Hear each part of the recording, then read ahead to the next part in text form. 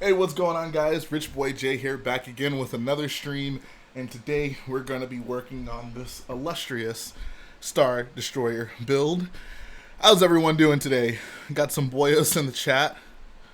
Looks like we got some people freaking out. Apparently, Echo just got blown up. Look, I'm gonna give it to you real honest, like Rex. Whenever you're in a show, produced, directed, created by Dave Filoni, you should never fear anyone dying, because they're almost inevitably gonna come back at some point. That's not even any shade. I'm just keeping it real. Well, what's up, Bricks Films? How you doing? Real Lego Man Productions. What's going on, dude?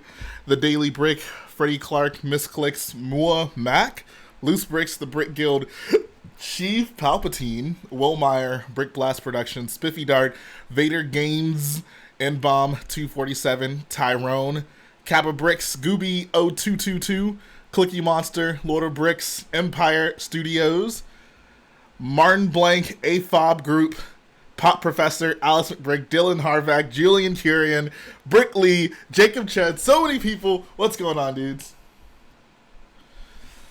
Woo!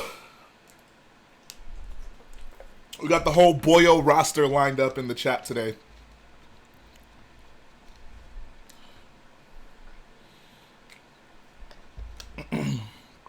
The Daily Brick, you just need Google Hangouts. That's literally it. Whew. How many more streams till you're done? So I seem to knock out like one or two bag sections per stream. So if I'm on bag 8, there's 19 total. 8 to 19, that's like 11 or so bags. Split that in two. That's like let's be conservative and say 6 total. I get done with like 6.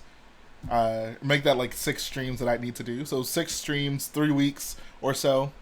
I appreciate that, Tyrone and Alex McBrick, for the 5 Canadian and $1. He says, "What's good, my dude?" I'm great.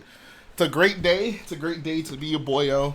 It's a great day to work on the Star Destroyer. Let me go ahead and pull up my Google Hangouts, and we can get this thing popping. Brickley says they built the UCS Falcon. Awesome. How'd you like it? Yo, I made an intro. How should I get it to you? You can. There's a few ways. I think the easiest way for me is if you upload it to YouTube as an unlisted video. I can just download it. That's the most straightforward way. If you can, like, email it or something. I keep getting scam calls. No, go away. I'm building an AT-AT in Minecraft right now. That's pretty dope. I've actually still never played Minecraft.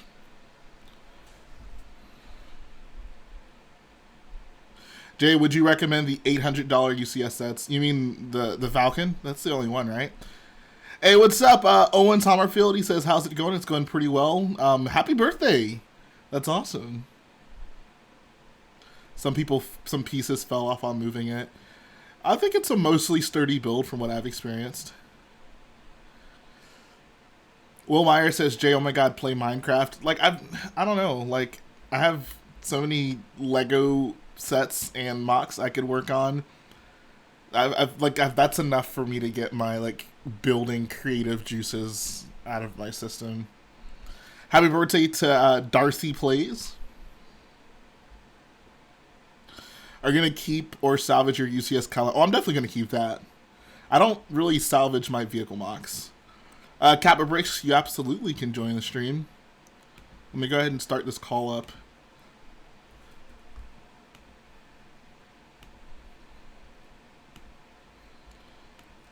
Let's see.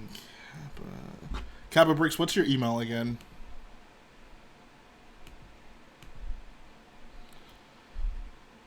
Hardcore pass on Minecraft. That's generally how I feel. Lego is enough for me. Alright.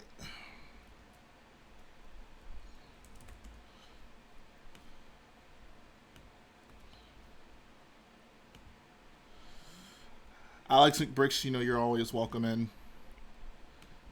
Go ahead and throw your email in there. I'll do one more person, whoever's the next person to say they want to join. He says, got 2 of the Pose Episode 9 X-Wings. What should I make from the second one? It's a great question. What in Star Wars is orange and white? A snow speeder? I don't know. I don't know. I'll think about that. I'll let you know. I can hop on Saturday. I'm only here for 10 minutes today. Oh, absolutely. Captain Rex, what's your email? You just post your email.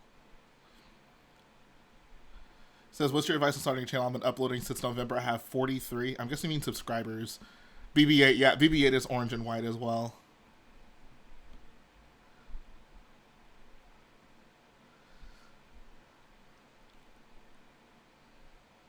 No, okay. For the people saying Poe's new X-Wing, the guy just said he got Poe's new X-Wing, and he was saying, what else could I build from it? And I was trying to tell him things that aren't Poe's X-Wing that he could build.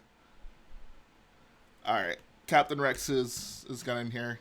That's 3 people. That's all I'll add for now. I'll add some more later. I honestly just want to get these invites out and get the stream started. All right, so I emailed all you guys links.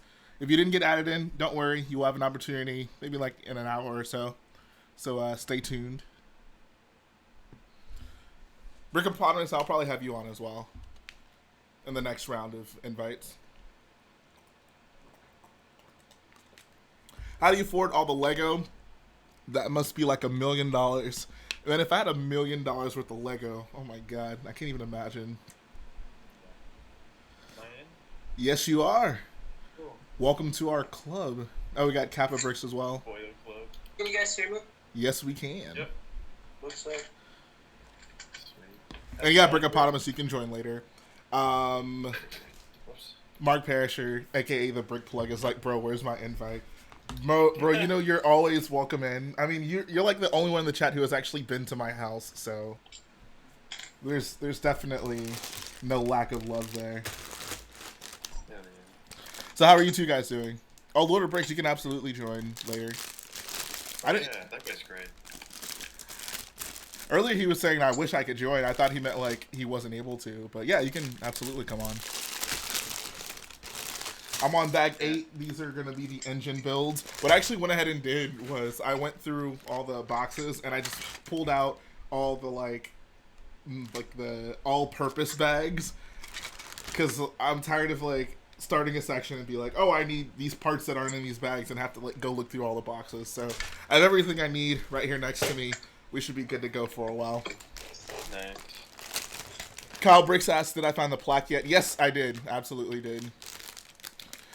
So Pop Professor brings up a good question. He says, did everyone see the Mando documentary announced? I saw that it exists. I have no idea what it's about. Can someone, if either of you guys actually read about it, do you know anything about that? Wait, the what? I've not heard of that. What the heck? So Disney's doing like a Mandalorian, like from the show, documentary. I have no idea what it's going to be about. So is the filming of it? Say it again? Or is it like behind the scenes kind of stuff? Or I don't know. I didn't read about it. Maybe someone in the right, chat yeah. can give us. I didn't hear about that. I would say it would be probably like about building it. Alright. I just realized you guys weren't visible to the rest of the people. But yeah, so let's see if anyone's... Yeah, it's going to be 8 parts on Disney Plus. I think it premieres on May the 4th, which is also, I guess the last episode of the Clone Wars is going to release on May the 4th, so that'll be an exciting day. Sweet. Do you know what day May the 4th is? Is it on a weekend or is it a regular day? It's a wonderful question. Let's check. May the 4th is a Monday. Yeah. On Monday. Give me 1 sec. I totally forgot to plug my computer in. That would not be good. Oh, I should do that because my computer dies fast. Alright.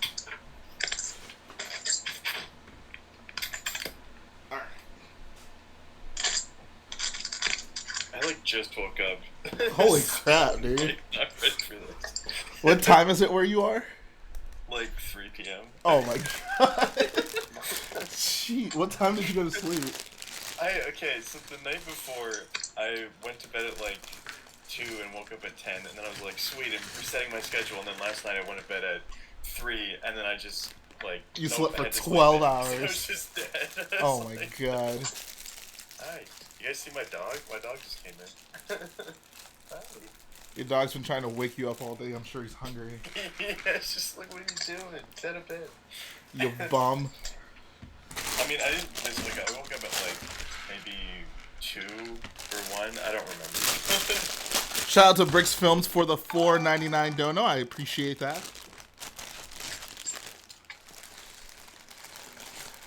Jack Noon Wrath. I'm gonna invite more people probably in an hour or so. Once I finish this section, I'll probably bring more people in. Yeah, I have a paper I need to be working on, so Oh I my should probably god. leave it at some point. This dude.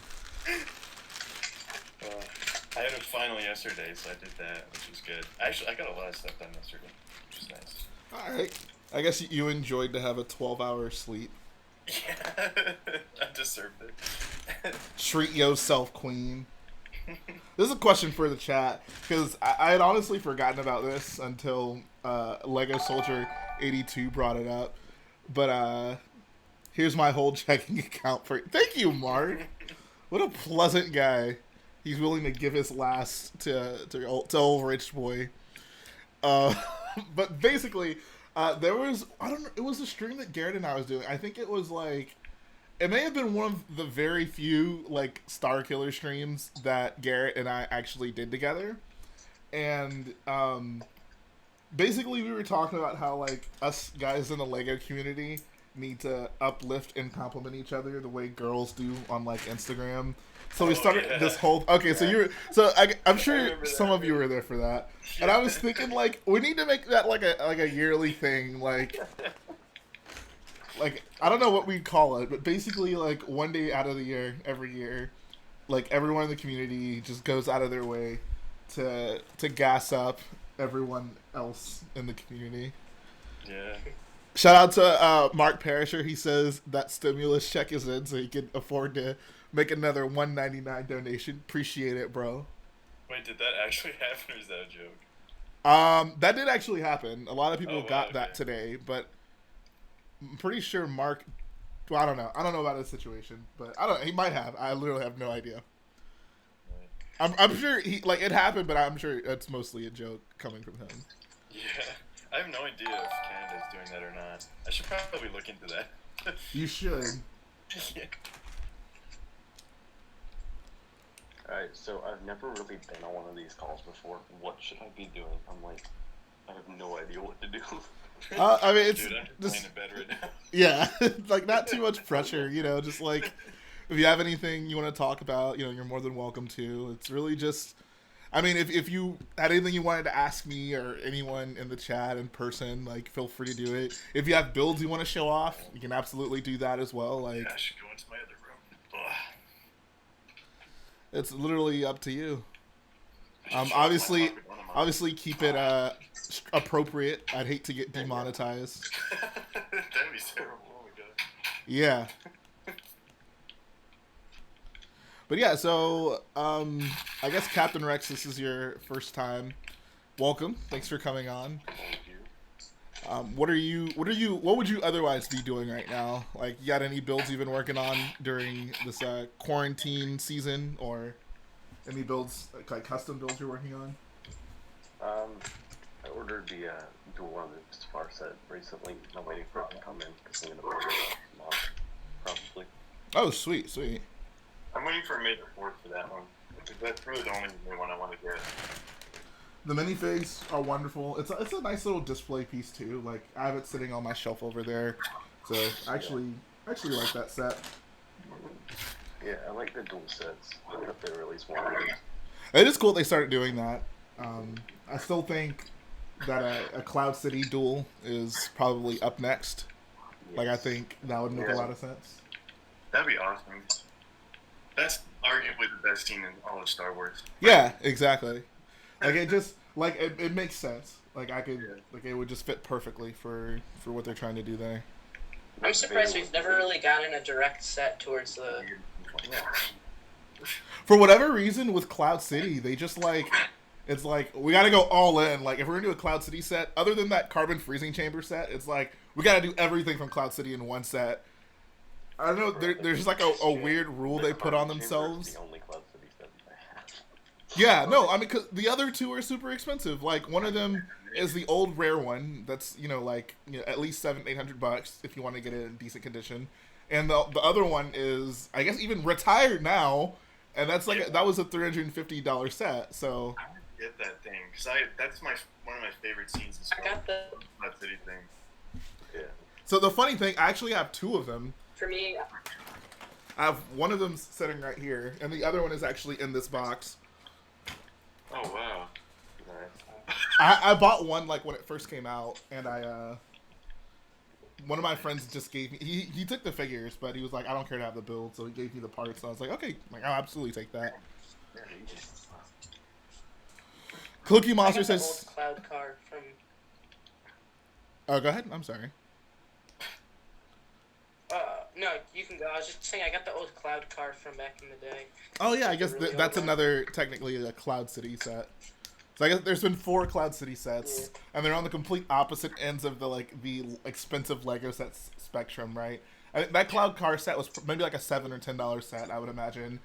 The Carbon Freezing Chamber was, I think, a $25 or $30 set, and then the big one was like a $100 set, and then the Master Builder Series set was a $350 set. So there's a very large discrepancy between the Cloud City sets. I don't know what it is. I mean, they could.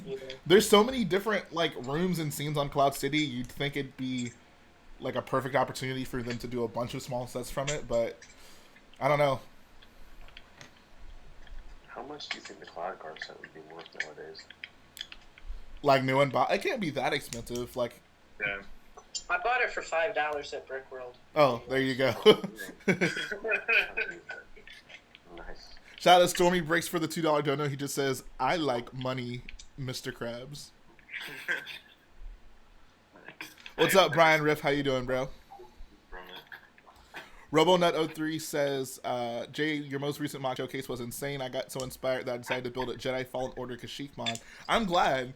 As much as that game gave me headaches, it definitely gave us some awesome mock potential ideas. So, yes, it was. Yes, it was. It was I played so it on hard. the easy difficulty, and I still just hated. I played it on the second one most of the time, and once I was like 2/3 through the game, I was like, I just want to get this over with. So I put it on the easiest one, Same. and it still wasn't easy. I don't know, dude. Shout out to Mark Terisher again. He says that FedEx money for you.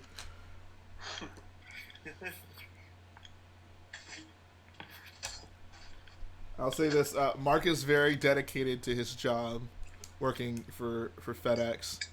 So dedicated that it's almost like gang warfare. Don't even mention the letters UPS around him unless you want to start a fight. Oh my god.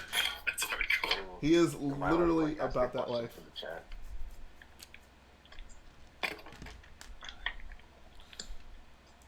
Last Brickbender says he 100% completed Fallen Order and still wanted more. I didn't get once I finished the story, I was out.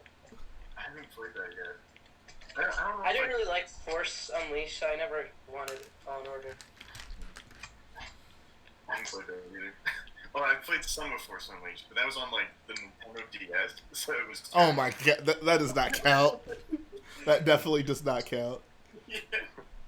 I remember I played the demo for, I think, was it Force Unleashed 2? I don't remember. I played a demo for it on my Xbox 360. Oh, okay. It's definitely better than the DS. I'm more of a KOTOR kind of guy. Oh yeah. I like the story heavy stuff. Once my final papers are done, I'm gonna play that game because I have it downloaded. Oh, dude, I always tell people it's the best Star Wars experience I've ever had.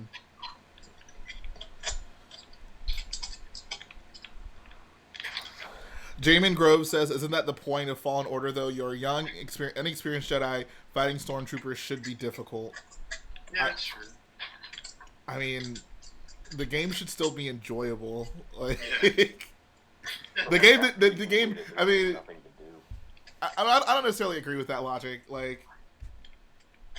you could use that same logic and say like, oh well, you're still a Jedi. Like even an inexperienced one shouldn't have that big of an issue with stormtroopers, considering like no one has issues with stormtroopers in the original trilogy, right? Like, Yeah.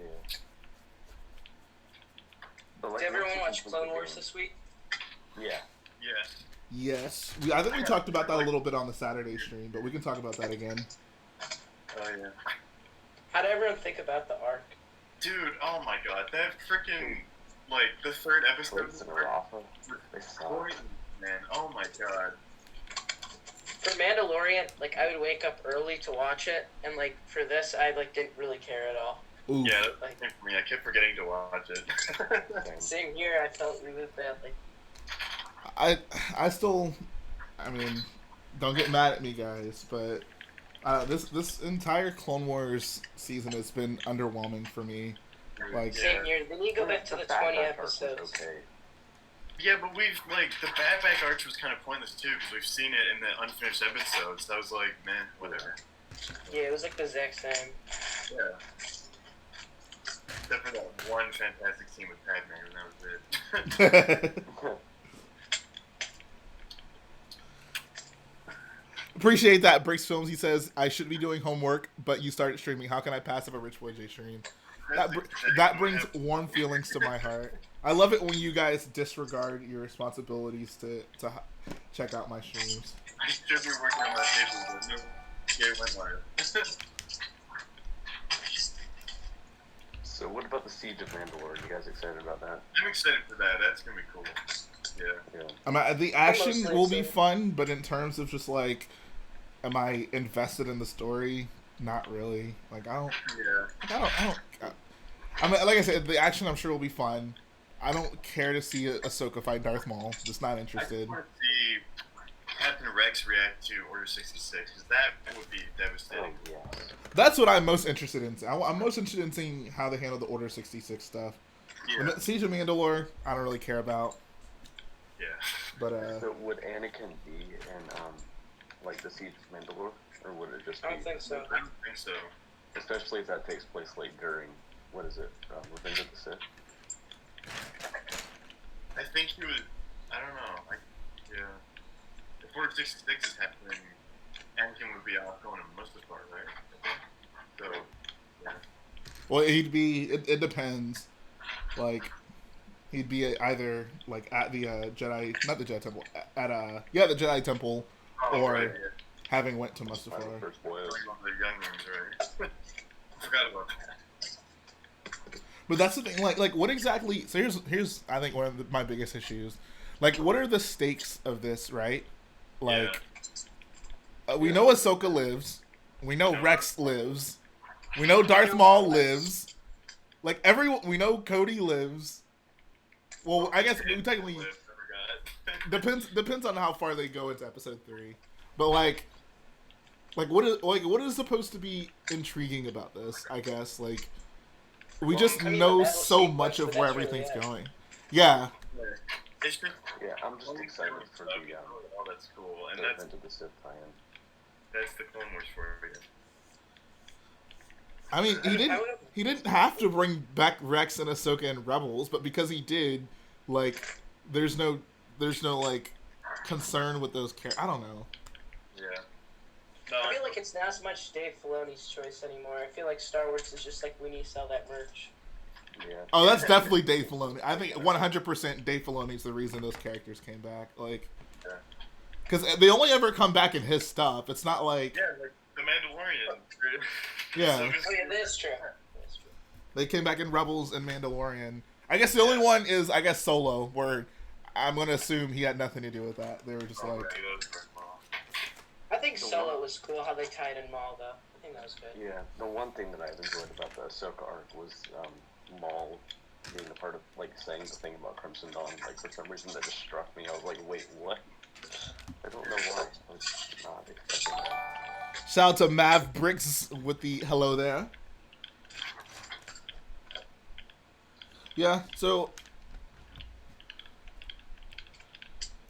yeah, I mean, I guess we'll see. You know, I don't think the season has been bad. It just for what's the last season of the Clone Wars, I expected something more heavy. You know? Yeah. Yeah. I feel like a perfect arc in it would have been the Cad Bane arc, like where we see what happened to Cad Bane, because it's a major character in the. Is he the one that fought Boba Fett? Yeah, that Okay, one. gotcha. Yeah. I knew someone fought Boba Fett in the Clone Wars. I couldn't remember who.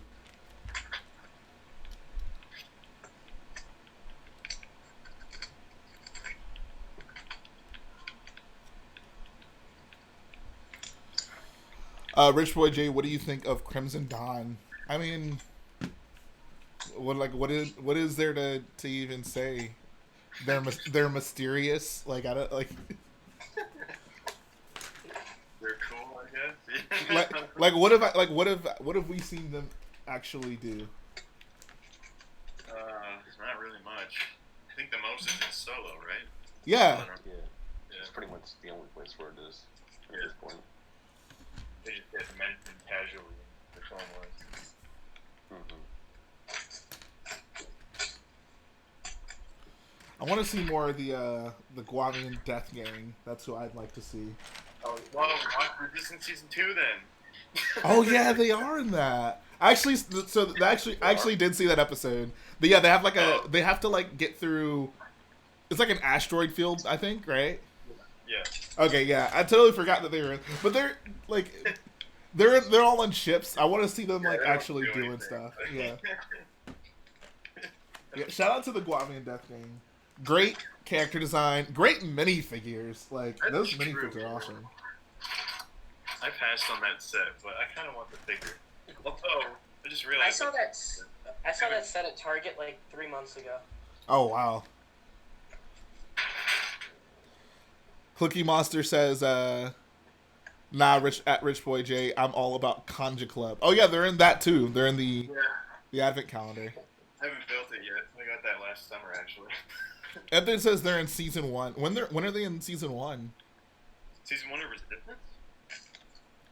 I thought it was season 2. Yeah, I don't remember them in that. Maybe they're on the Colossus at one point, just kind of walking around. I don't know. Just background characters. Guavians casually walking around. I only watched the premiere of Resistance. I haven't watched like the rest of the show. Is it good? Bro, watch it. It's great. I think it's worth watching. I think it's definitely worth watching. Yeah. It's a great show. And then I have to admit this. I don't think I've honestly ever told anyone this. Uh-oh. I did not watch the entire Clone Wars. Like I did not watch it. I started on season 7. What? Wow. The best episodes to watch. That's And your name's yeah. I was like, Captain your name's Rex. Captain Rex. Like what? So it's like 2 or 3 episodes from each season. Oh my. So when did you make your YouTube account? Like what made you? Well, at first it just had like my name, but then I changed it when I was like watching The Office. I was binging it. I changed it to Dwight Schrute. I was like, yes. Okay. And then, yeah, and then like yesterday I went to Captain Rex. I was like, why not? He's the best. Oh my god. Anthony says Yeager's brother is in trouble with him. They don't really do anything, so not surprised. Okay. Okay, that sounds vaguely familiar. Yeah. So like, should I watch the entire show? The Yeah. Clone Wars. Yes. Yeah. If I mean, so I wouldn't say the entire show is worth watching. There are definitely some skippable moments, but you can just look if you just like Google like important Clone Wars episodes, you can kind of That's what I did to get prepared for season 7. exactly like I think that's fine. A lot of people did that. Like there's no reason. I'm not gonna tell you need to go out there and watch that time. You find out about Jar Jar's love interest and the Night Sisters. Oh, And That's actually not a bad Is that episode. real? I Why saw are you a meme about disrespecting it. Jar Jar like that? oh, I'm sorry. I didn't realize what company I was with. Wait, is Jar Jar's love interest like a thing? I thought that was just a meme. Oh, it's a Oh, thing. that's the thing. Oh no. Jar Jar gets more action than most of us. I don't know why they even put him in the Clone Wars, man. It was so unnecessary. Me neither. Like, I mean, I guess he kind of had because he was around, like during the films. But like, he's in the Clone Wars more than he's in Episode 2 and 3. Like, Yeah. it's Like, kind of they didn't even make complete arcs about him. It's in the second and third episode. I mean, I know he got like that one, like when he created Anakin in episode 2. That was really it, right? Yeah, that's the only time he's in episode 2. Yeah. And then episode 3, Oh, yeah. he's just with Padme. He does the emergency powers. He just does that part. Yeah. You know? Oh, and then he basically creates the Empire. Yeah. No big deal. Jar there, yeah. Bro, shout out to David Hall with the new merch he's got dropping. I'll definitely be picking up a Gunship gang shirt. I'd probably do one now. When does that gunship come out? The UCS one? Yeah. My guess is next year. Like, so whenever they were, they put out the thing like, oh, vote for the set, and we were speculating like, oh, like when would it come out? Once they get the votes in, and I kind of thought like, if they're doing any of these sets, they probably already have designed it for the most part, right? Like, they would need to know that before they, committed to potentially making it. But then, like, once the voting ended and they announced the gunship, and like in the press release, they were like, "All right, so we gotta go get started on designing this," and I'm just like, "Wait, what?" Like, like they hadn't even designed it yet. Oh yeah, apparently. So I mean, I would hope next year, but I don't know. Yeah, I wanted to vote twice because it was either Darth Vader's ship because I loved his TIE. It was like the TIE X1. Is that what it's called? I think it was the TIE Bomber. Yeah, the TIE Advance, yeah. It wasn't even Vader's. It was a TIE Bomber. Was it just a TIE Bomber? I thought it was Vader's. I wasn't remembering correctly. Yeah, it was a bomber. Yeah, I ultimately voted for the gunship. But Traitor. I've never gotten a UCS set, so I'm hoping to get that one. That's a good question for the chat. For any of you who don't have any UCS sets, like, would you want the gunship to be your first one? Excellent question. Yeah, I was thinking of getting it, but I only got one UCS. I haven't really bought any of them. What UCS set do you have? I only got the Porg. oh, you want to see? I mean, mine? does that really count? Like, Yeah, I was gonna say, is that even a UCS? yeah, I got the black. I don't know about that one, Chief. This is really the only one that I have. That's a throwback. That's literally the first UCS set. Yeah. I found like eBay way back when I was like 6 or something. Wow. It was a long time ago. Brickopotamus says he has the Ewok Village. Great set. I actually have that still I sealed. was gonna buy that actually, but I decided not to because it's a lot. Is that UCS? Technically, no, but I mean, for all intents and purposes, it may as well be. What's up, Brick Vibe? How you doing, bro? Does the BB-8 count as UPS set? Because I have that. I think if we're not counting the Porg, then BB-8 probably also shouldn't count. Okay. Yeah. Is the Dio? No, it's definitely not the Dio Oh, either. God. Okay, so I haven't seen anyone say this, but I've thought it since the Dio set came out. The head is tiny. Like, it's way too tiny for the body. I just personally think that. Like, is it not? Infant brings up a good point. He says only R2. So technically R2 is did the R2D2 set actually have UCS on the box? Maybe. I don't know. Let's see. If it had the UCS on the box, then it should be considered, like all the other ones, then should be considered UCS. Let's see. Well, did BB-8 and Pork have that? I don't know. I know they had a plaque. R2 had a plaque as well. Right. I mean, there's no UCS on the R2 box. That's a good question. So I feel like people will usually intuitively refer to the R2D2 as a UCS set, and I guess if you do, like, why not the BB-8, right? 21st Mate says R2D2 was the 2012 May the 4th set, so I'd say it's UCS. I mean, yeah, kind of, but I mean, we've had May the 4th sets that weren't necessarily UCS sets. Like the Tantive 4 was the one last year, and that wasn't a UCS set. Yeah. I wonder how I wonder if it was done on purpose last year that Lego basically ended up releasing 2 UCS Episode 9 sets. Episode 9? Yeah, because we got the Star Destroyer, we got the Imperial Star Destroyer, and we got the Tantive 4, both of which appeared in Episode 9. No. Yeah. Oh yeah, that's true.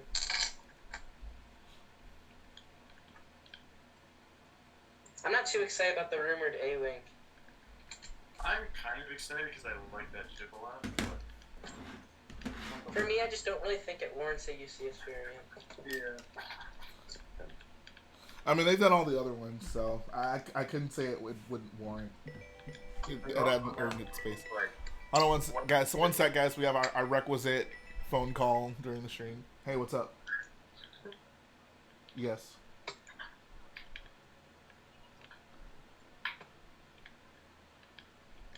No, it's not.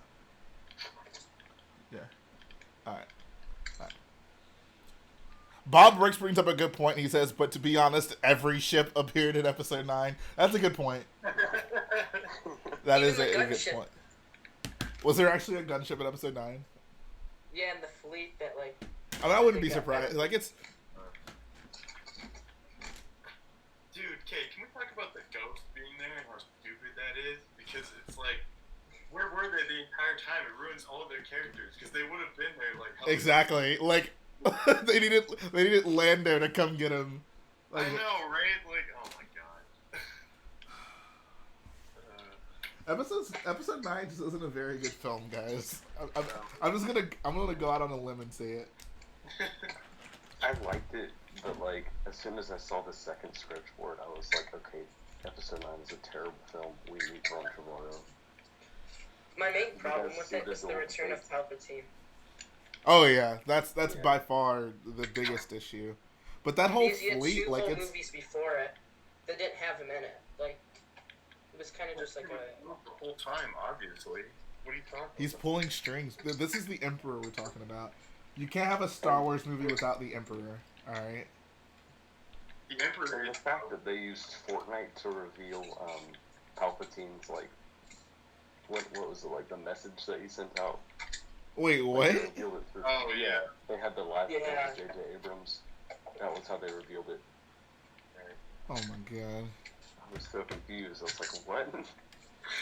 Brick Vibe says Jay named one good thing about episode 9. The ending. No. Oh, wait, no. The credits. Yeah, that's what I meant. I mean the acting is fine. The acting Yeah. is good. The characters, for the most part, I was actually watching like a behind the scenes of episode 9 this morning for like 15 minutes. Oh, was it good? How was oh, it? yeah. I kind of want to see that, but at the same time, I don't care. So. I've never had a Yeah, I Star kind of Wars just movie turned it that I off. just. I was like,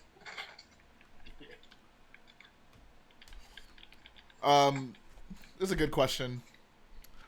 Brick Builder Watts says, "What's the most heartbreaking scene in Star Wars to you all? For me, it's when Claude screams in terror as Poe does the lightspeed skipping. It hurt my soul to see that big boy so scared." Oh my god. And what's up, First Order Lego? How you doing, bro? for me, it was either when, what's it called? When, is it a Wax or a Boiler dies? Oh, yeah. Boil, I think. Or just watching Revenge of the Sith. Like, after watching the Clone Wars, Yeah. disappoints me. I wouldn't describe anything in the prequels as heartbreaking, but Yeah. I mean, I just wouldn't like. Those movies don't make me feel anything. Not to say that you shouldn't, but that's just personally how I feel. Yeah. Thanks for having me on. Yeah. You guys You know? I'm trying to think. What's the most heartbreaking moment? For me, the most heartbreaking moment in Star Wars was hearing Rey, you're a Palpatine. I just lost. Oh yeah, that's a good point. Shout out to Bricks Films for the $4.99 dono. He says, "I watched the entire behind the scenes of Rise of Skywalker. It's long and better than Episode 9." I mean, that's honestly usually the case. Like, I think the behind the scenes stuff they did for the prequels, especially, is all incredible. Like, I think those are, far more interesting to watch than the films. Yeah. It's so sad because like, they have so much love for it, and you could tell they cared, but it just didn't work. Yeah. George Lucas cared so much. There's like a few days before they're gonna film, and he's like, "Oh, I better finish the script." It's like, what? What have you been doing? Okay, everybody but George cared a lot. Yeah. Jen watching the hologram of Galen. That's a good one. Honestly, for me, like Rey finding out her parents were nobody the first time was pretty. That was a pretty sad scene. That was good. Han Solo dying would have been, but it was spoiled for me before I saw it. So. Oh, that sucks. Yeah, that one was rough. That was hard to deal with. You know what? The actual heartbreaking moment was in episode 9 when Chewbacca finds out that Leia died. Oh my dude, that makes me cry every time. So good. Yeah, that's a sad one. When he just breaks down and like, oh. I honestly don't even remember that. That would be completely honest. When they get back and then they're like, oh, where's Leia? And then Chewie just loses it. And it's Don't they just like skip past it like very quickly? Like he screams and then that's just it. Well, yeah, he sort of like crumbles to the ground a little bit, and then they move on to somebody else or whatever. But okay. Just seeing that, I don't know, that really gets me each time. How many times have you watched it? I've only seen it twice in theaters. Yeah, same here. I saw it twice in theaters. First Order Lego says, Jay, you should add some shelves on your right above the Falcon, get some space for the Star Destroyer. That'd be nice. The only thing is, like, so the reason there was never shelves there is because that's where the Citadel was initially for Scarif. And that's where it sat for the longest time, so it was obviously too tall to put shelves there. And I kind of like having that space open. Like, if I build anything tall that needs to sit there, like, it can just have its own little corner, you know.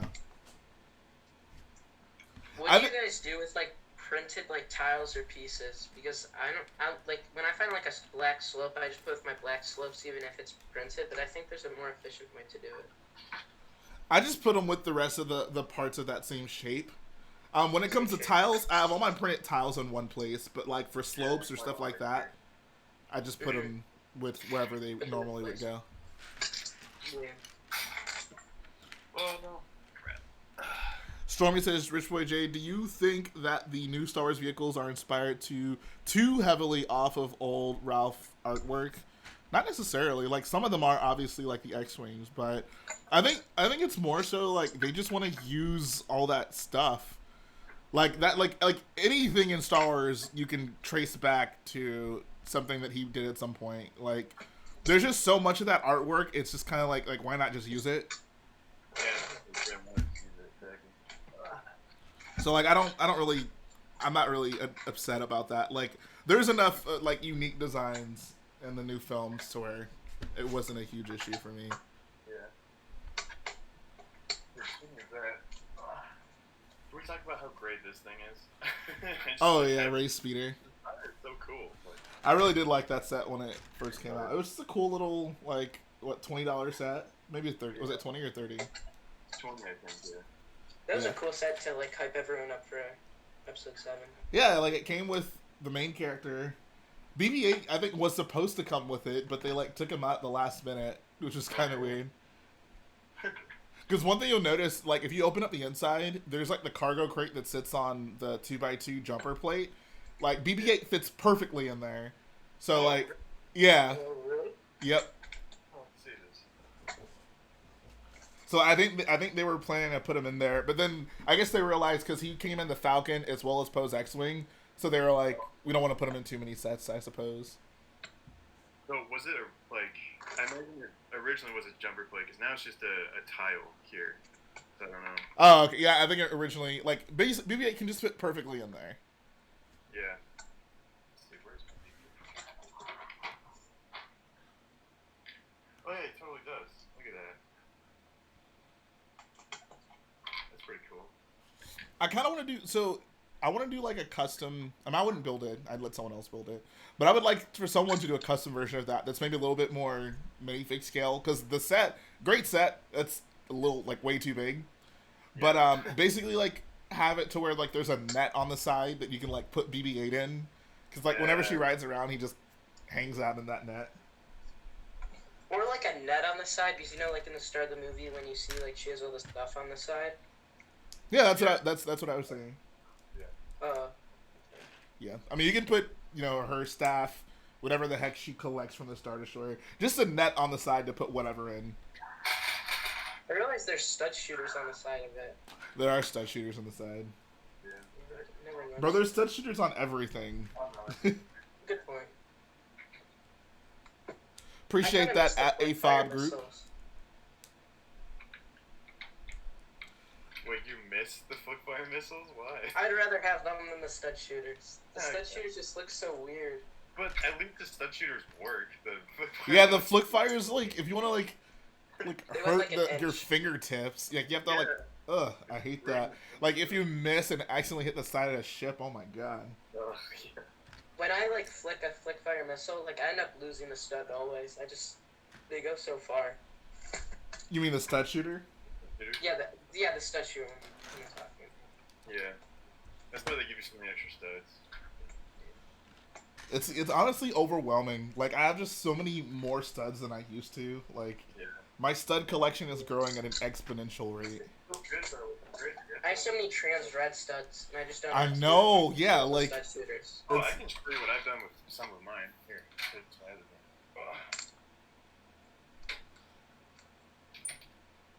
Brickopotamus says just push it with your thumb, but the problem is you have to flick it for it to actually fly like any decent distance. So I did this with a bunch of like different. Oh, that's cool. Yeah. Yeah. Oh, that's nice.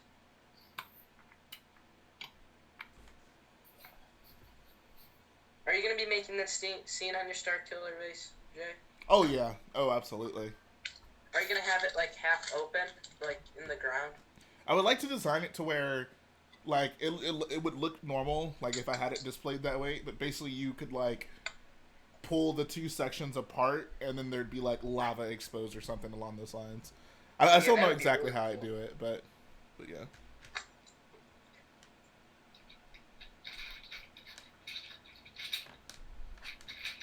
When I saw you got the Kylo Ren's shuttle, Jay, I thought you were gonna make a rune on top go down a lot. Because I remember you were talking about that one time. Oh, I absolutely will at some point. Like that's why I like having that mock, because it opens up so many possibilities for down the line.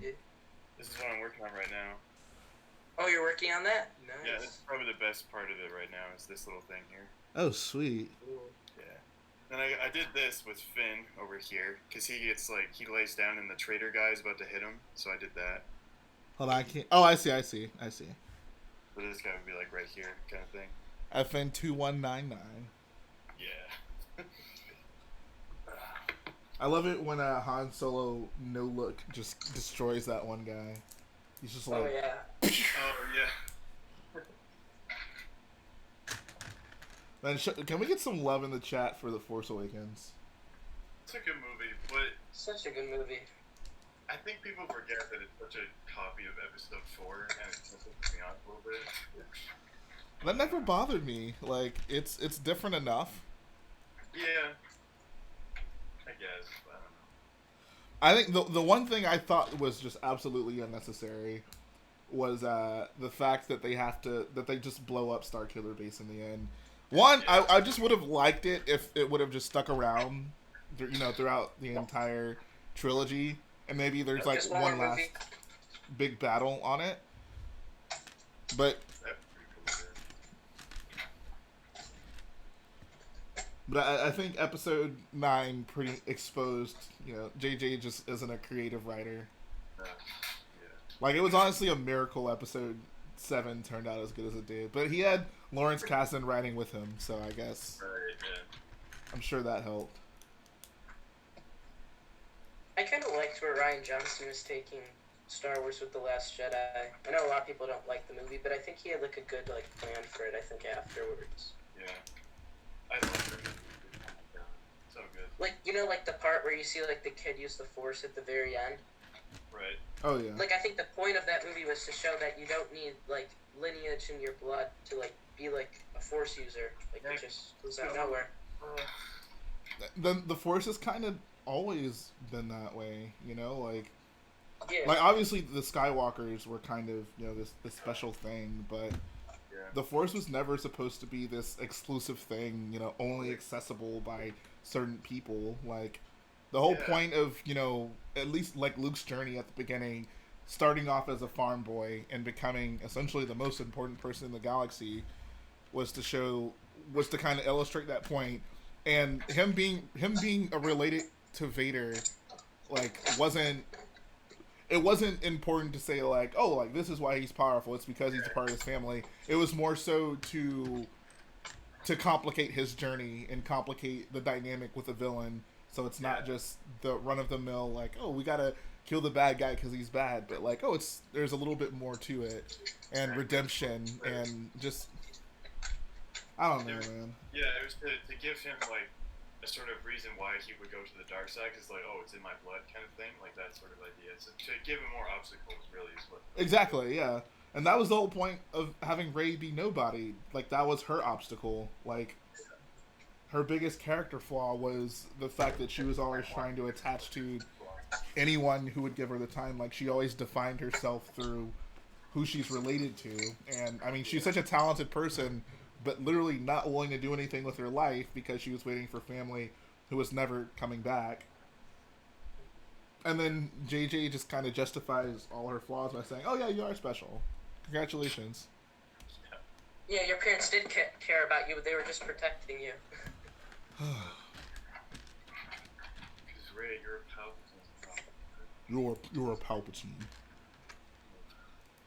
Yes, your parents She's actually were nobody.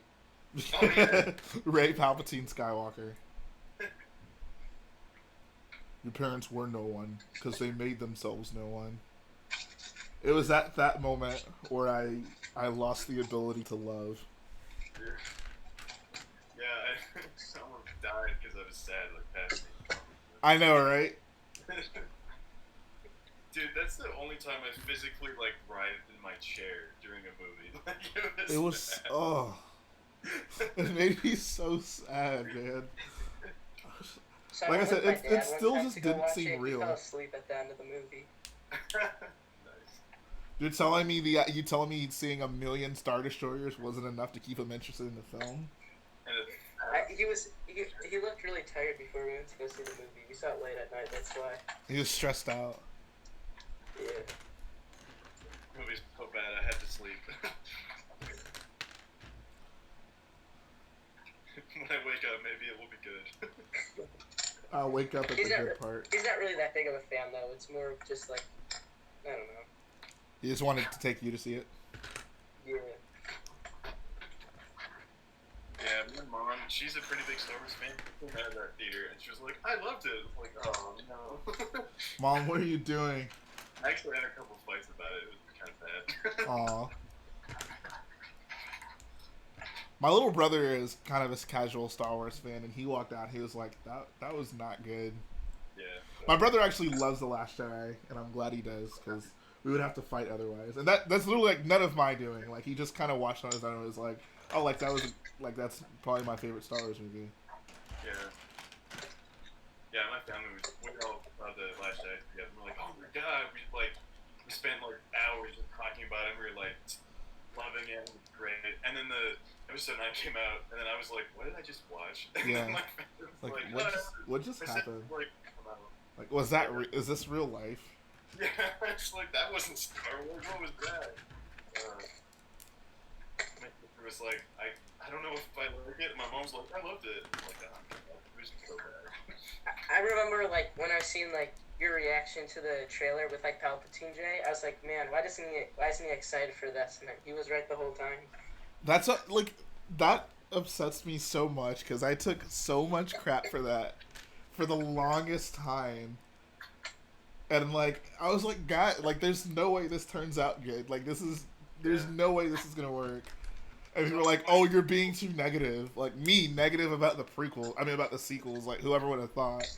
I know, right? Like people in my life did that too. They're like, why aren't you excited for it?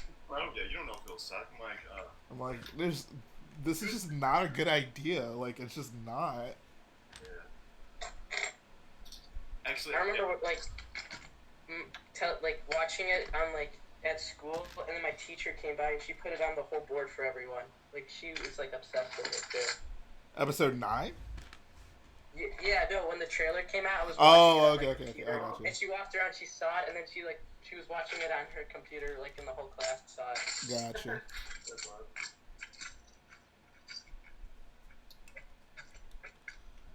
Yeah, when the last trailer came out, I was loving it, but it was funny because it came out during the Canadian election, like the federal election, so nobody but me cared about it. What was I can't remember. What did the last trailer have in it? Oh, it was the what does Palpatine say? You know, My boy.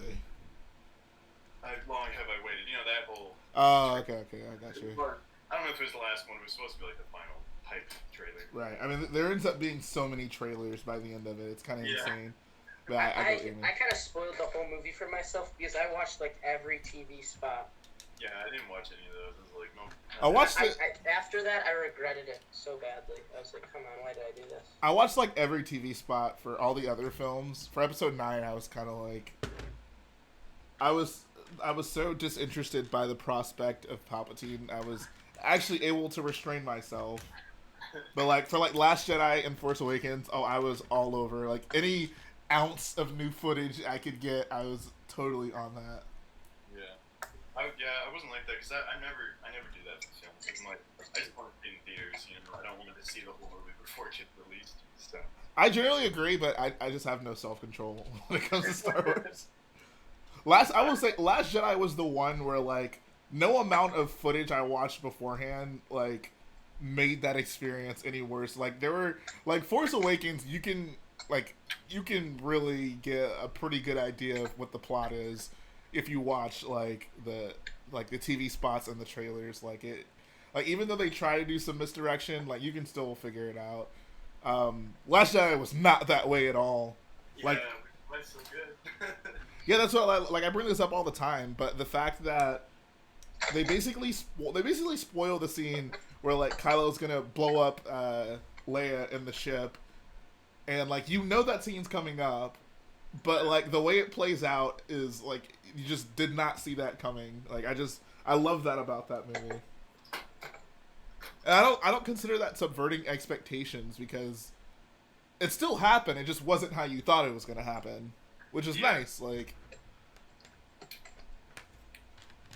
which is why it was laughable when JJ was like, "Oh, let's put the dark ray thing in here," and then it's like, "Oh, it turned out exactly what everybody expected." Oh yeah, exactly. Yeah, like it. Like, yeah, everyone was like, "It's a vision," and then it was just a vision. That's what. Yeah, I think that's what disappointed me the most. Like coming from The Last Jedi, like there were so many things like that you saw, but it didn't end up actually working that way. So it's like, oh, like I wonder, like how different is this film gonna be from what we see in the trailer? And literally nothing was different. Like everything was exactly what you would have expected. Yeah. And it was dumb because like I was so mad when that happened and I saw the dark ray. I was texting my friend and I'm like, dude, it's the vision, like chill out. I'm like, that's not the point. The point is that it's in the trailer. Yeah. It's stupid. And it was so pointless in the movie. I honestly forgot. Like, I mean, I like maybe it's just me, but I feel like so many of the things in that movie are just so forgettable. Yeah. Like, I honestly forgot that dark ray is a thing, and now that you bring it up, I'm like, oh yeah, that did happen, but like, who cares? Yeah, no, I honestly forgot about it until right now. Yeah, same here. I forgot about that until just now. Like, I have to keep reminding myself, like, oh yeah, Leia was a Jedi. Like, that's Star Wars canon. Like, Leia had a lightsaber, and she fought with it. Like, that's a thing now. Yeah. I mean, I kind of like that scene, although, I don't know. It was just so pointless to me. Like, and it's so silly, too. Like, so you're telling me the reason, like, Leia was a Jedi, and she was, like, going down that path, but she decides, oh, like, I see darkness into this path, so I'm not gonna be a Jedi. Like, what did she see that was any darker than what just ended up happening anyways? Yeah. Like, her son became the worst dude in the galaxy. Like, Luke went to go be a hermit. She broke up with Han. Like, she may as well have just started being a Jedi again, and then, like, she could have at least, you know, helped out the Resistance a little bit more, you know? Like, it was just so dumb. Like, it was so shoehorned. It didn't make any sense, and that's the story of that movie. Yeah, honestly. You're just so rushed for no reason. Like, why? Why did that happen? Like what did... There was so much pointless stuff that happened in the movie. Like it's like JJ took like a survey of. I'm sorry to interrupt, but I'll say this real quick. It's like JJ took a survey of like what and asked like 1,000 people, what would you like to see in a Star Wars movie? And he just put everything in it, regardless of how they fit together. Like, oh yeah, it would have been cool if Leia was a Jedi. Like, oh yeah, we can fit that in. Yeah. Oh yeah, Rey and Kylo should kiss. Oh yeah, we'll do that too. But it's not gonna be a romantic kiss. It's more of like a brother and sister kiss. Like, yeah, wait, is that actually what they said? Yes. brother and sister? Yes. He said it wasn't. I don't know if he specifically said brother and sister, but he said like it wasn't a romantic kiss. Okay, because I was like, is this like a Luke and Leia brother kiss? Like, Yeah.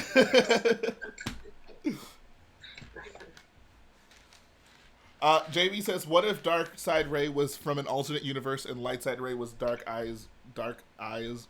No, I'm just not a fan of multiple universes in Star Wars. No, it's not necessary." This isn't Star Trek. It's Star Wars. Yeah.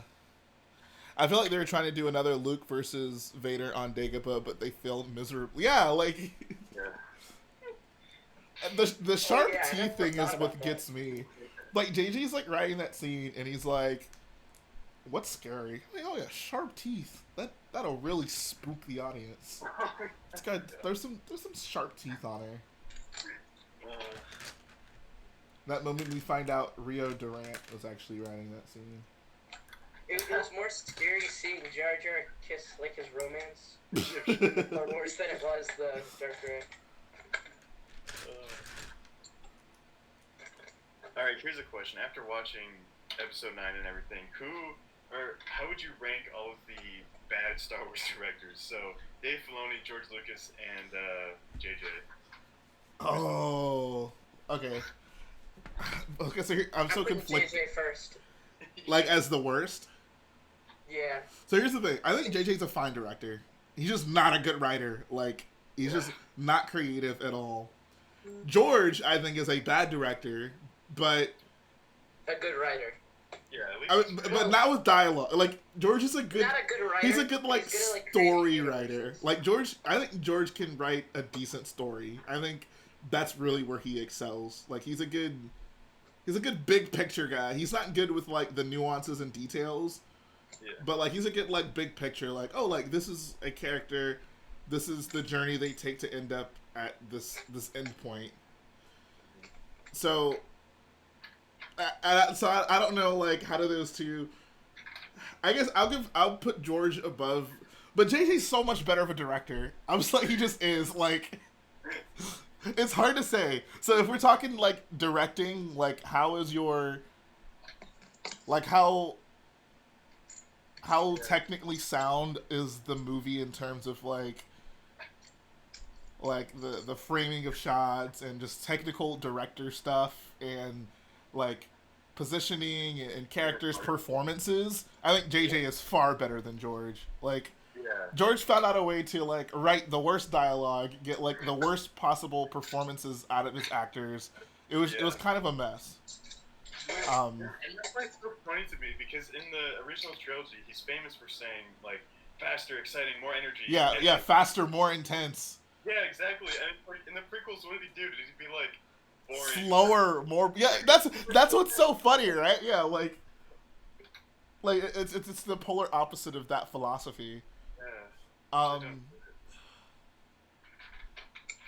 mean, we haven't really seen... I mean, Filoni, I guess, directed an episode of Mandalorian, but we still haven't seen Filoni direct a film. So it's hard to see it there. Like, a lot of... I mean, like, I think, like, Clone Wars and his... I think the fact that he takes a character like Anakin Skywalker and makes him not boring is maybe a testament to his skills as a director. So I'd say he is probably a better director than George.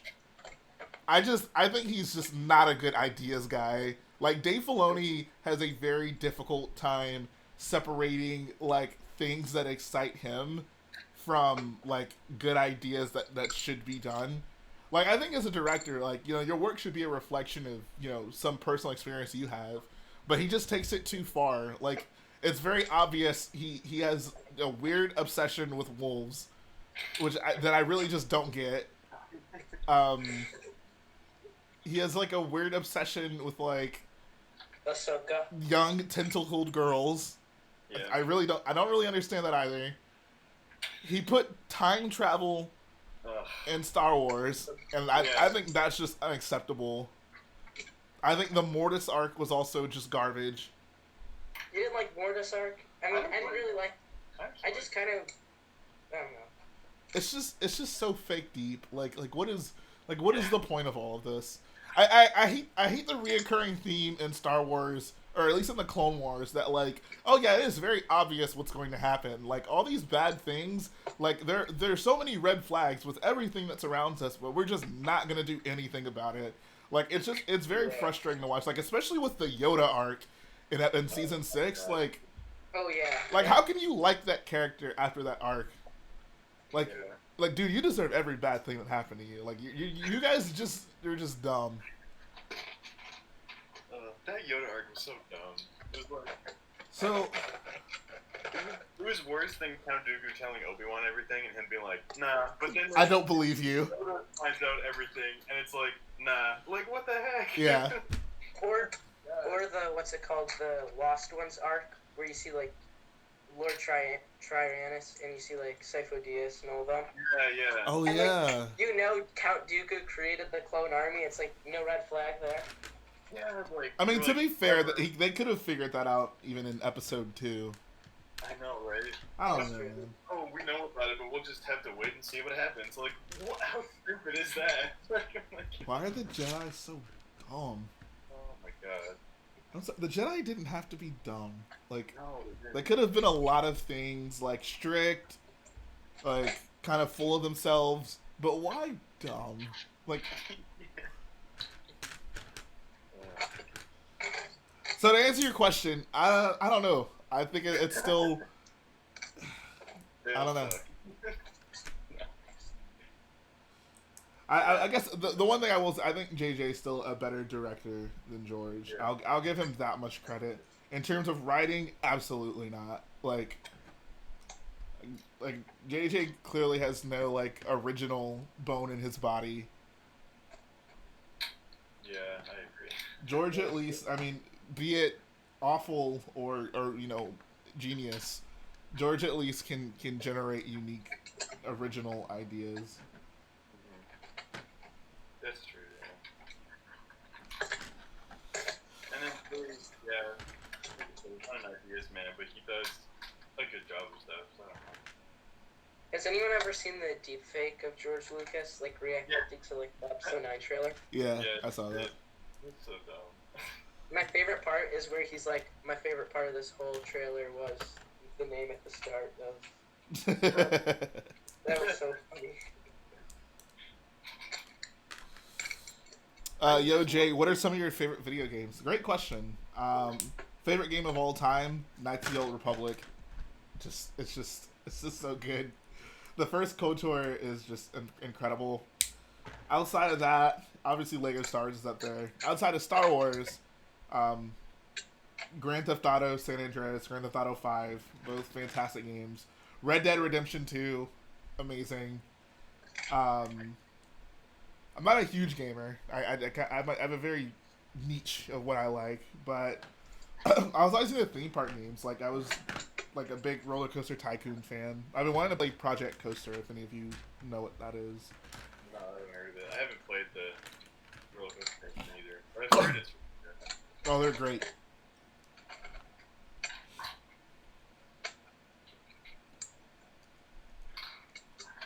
So Jay, going back to episode 9, I have a Oh boy, what's up? I have a story about that. So, one of my friends, she watched the movie, and I was like, okay, like, what were your thoughts on it and stuff? And then she was like, oh, well, I liked it. And I was like, oh, okay, great. Okay. But there were some things that like, kind of upset me about it. I'm like, okay, expecting, like, Raylo and, you know, Ray being a Palpatine, stuff like that. But instead, so, okay, a little background. This girl, she's, like, a really sweet, really nice girl, and she's, like, you know, she goes to church and that kind of stuff. She's really nice. And so, she's like, the one thing that upset me is that, you know, the spaceship that the evil guys had? I'm like, yeah, I think so. And she meant the Night Buzzard, right? Yeah.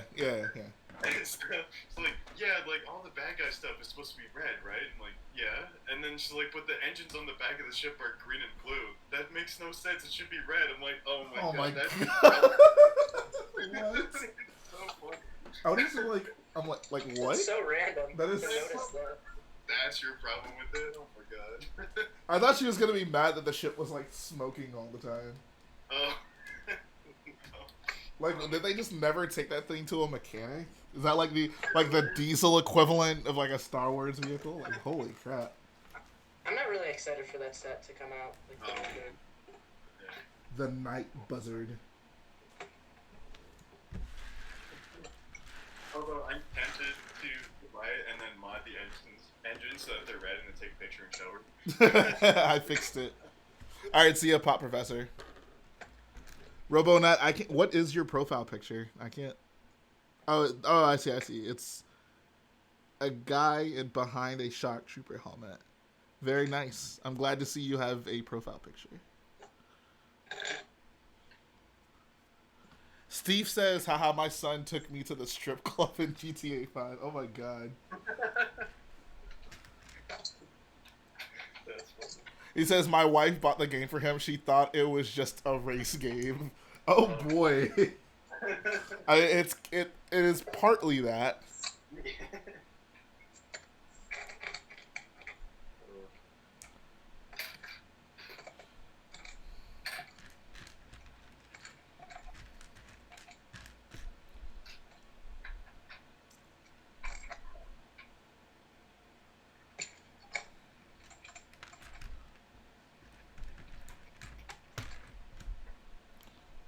He is 7. Oh my god. What was that? That sounds so awkward. What? Wait, what? You said his son is 7. Oh. That sounds so awkward. Shadow Wolf says they could do a live action Clone Squad trilogy. I would like, I mean, rather than, and they don't necessarily have to do a trilogy of films, but I think like a Republic era Rogue One style film could be fun. Ooh, yeah. Basically, Rogue One during the Clone Wars. Like more of like a gritty kind of war movie? That kind of idea? I mean, I guess, yeah. Yeah. For me, I was just thinking about this just now. You know when we see like the Death Star in Episode 2? Yeah, the It's hologram. so stupid. I mean, I have no strong feelings towards that. Dumber that movie, but it was kind of, yeah. It is kind of like a weird thing to throw in there. Like, oh yeah, they're working on the Death Star, by the way. Like, oh, wow. You know, like the part in Rebels when we see like Saw Gerrera? Where, like, Yes. he's like, I need to know like the whole like Geonosis like Death Star arc. It was kind of weird. Oh, when the Geonosians keep drawing circles, and they're like, what is it that they're Yeah. drawing? That was kind of funny. That was kind of a cool arc, but it also didn't really go anywhere because it was like, I don't know, wasn't it implied that the Geonosians all died just working for the Death Star? Like, how did that happen? I don't know. They knew too much. I guess, yeah. Wooly Bold says the Night Buzzard was modded until the engine smoked and barely operated.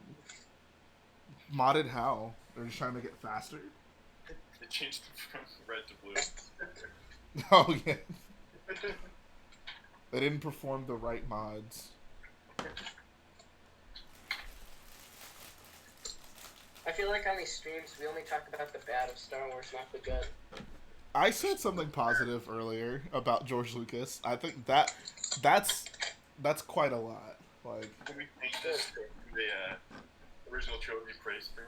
yeah, I never have any problem with an original trilogy praise stream. Brick Free says, where can I see my total donated? So I usually will update that. I haven't done it in a while. Sorry. I've kept track of my own. Oh, well, you can do that as well. If you actually, what you can do, well, I don't know if through Streamlabs, if you just like look in your emails and like if you just like look, I guess search. I don't know what it would say, but basically, if you just look up like your Streamlabs in your email, you can see because he usually donates through Streamlabs, I think. Yeah. Otherwise, you can wait for me to update it. I can tell you.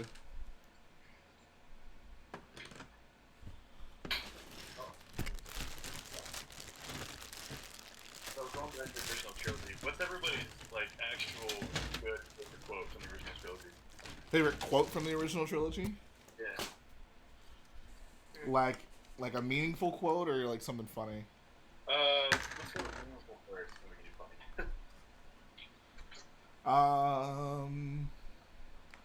Man, like anything that Yoda said to Luke on Dagobah, Yeah. like just pick literally anyone. Any one of those lines. Mine is. It's like I'm looking for Are a you a great little short for warrior. a stormtrooper? Yeah. That's a good one. Leia has a lot of really good lines, actually. Leia has some pretty incredible lines. Yeah. Honestly, she's an underrated character in the original trilogy. I think people kind of forget about her. I wouldn't say people forget about her. She's just kind of overshadowed by like Yeah. Luke and Han. I like Luke and Han, yeah. Yeah. Yeah. But my favorite like funny scene, probably all of Star Wars at this point, is when the Death Star, the Falcon shakes and she lands in Han's arms, and she's like, "Let go of me," and he's like, "Don't get excited." And then she's like, Oh yeah, that's a good part. he's like, "Being held by you isn't quite enough to get me excited." And Han just looks at it. He's like, "Oh, I'm sorry. We don't have time for anything else." Yeah. the way he says that is just the most perfect thing ever. That movie is amazing. I love Oh it. yeah. See, look, we're talking positively about Star Wars, man. Yeah. We're actually Star Wars fans, believe it or Just not. not talking about the previous sequels. Right. You came in that thing braver than I thought. Yeah. Oh, Leia's fantastic. Yeah. Oh, that also reminds me of my favorite Han Solo quote, which is nice. Oh yeah. Yep. I love that so much. I love it because he says it and he like just so quickly goes to the next line. It's so good. He's like, "Nice, come on, yeah."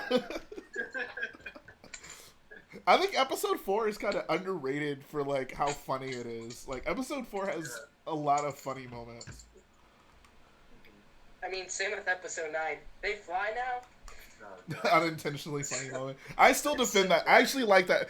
I'll say something positive. I like that scene. I have no problem with that scene whatsoever. I don't know why it gets Oh yeah, mean. the speeder chase is a good scene, but the dialogue was kind of cringy.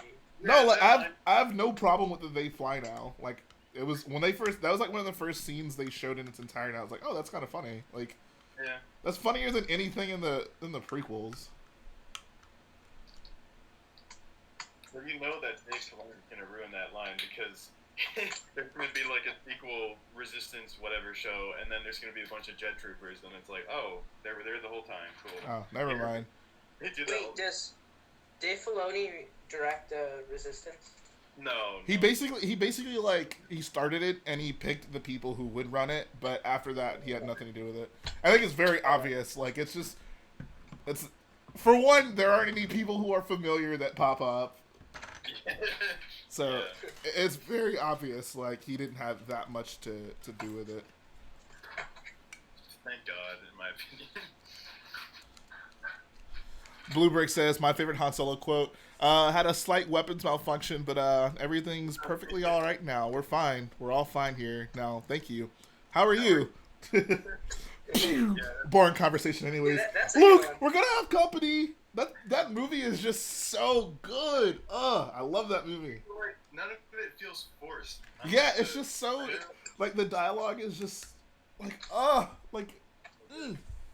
That's I watched it not too long ago. I watched it like 2 or 3 days ago when I was sorting. I should watch that movie again. That's a Star Wars movie. Me and my friend, we were gonna rewatch all 9 movies. And so we watched 1 and 2 in the same night, but we didn't end up watching it at all. We just ended up doing other stuff, but just had it on. Oh, okay. That's how bad it is. I'm Yeah. actually thinking about rewatching Solo because I don't know. I feel like I crap on that movie too much. I should watch it one more. I should watch it again because I've only seen it once. I've only seen it twice. Once in theaters, then once. You've only seen it once? I think I've watched it 3 or 4 times. Maybe I saw it. I saw it once or twice. I think I saw it once. It's not a bad movie. It's just I don't care enough. That's what I'm saying. Yeah, like Solo was one of those films. Like I just needed to see what happened, and I'm good. Like I don't really care too much. And there's some funny stuff in it too, but like I don't know. One of my favorite scene in that movie is when Beckett is like using the gun or whatever, And it's like, ow, I hurt my thumbs. I don't know, it was just really funny to me. Oh yeah, I almost forgot about that. Oh yeah. No, Beckett's guys know character what was episode- fantastic. Do you guys know when episode 9 is gonna be on Disney Plus? I thought it I was thought supposed to be it- like third, and then it was JK, that's not happening, so I don't know. Yeah, I don't know if it was last stream. Yeah, it was like last stream. People were saying it's gonna be soon, so I don't know. Yeah, so I have no idea. I'll probably rewatch it again after it comes on Disney Plus, but Yeah, I'll rewatch I've been it. in such a good mood lately. I'd hate to change that. Yeah, that's true. I probably watch it, and then I get to the regular Disney part, then I turn it off. Yeah. Like, no. I can do that now. Exactly. You don't have to commit to being in the theater and spending money. Yeah. I liked when Han didn't get all the analogies Beckett was making. Are they or aren't they? I thought the Chewie Han shower scene was pretty funny. Dude, oh, yeah, that was a funny scene. fantastic. I feel like they nailed the dynamic. Oh yeah, except when Han Solo spoke Wookiee. That Oh, was that's the thing about Solo turned up the cringe, man. That scene and when the officer gives Han Solo his name, I'm just I like, hated that. don't Oh, do yeah, it. Don't do it. That was so dumb. Like, you're telling me the most feared smuggler in the galaxy got his name from an Imperial dude?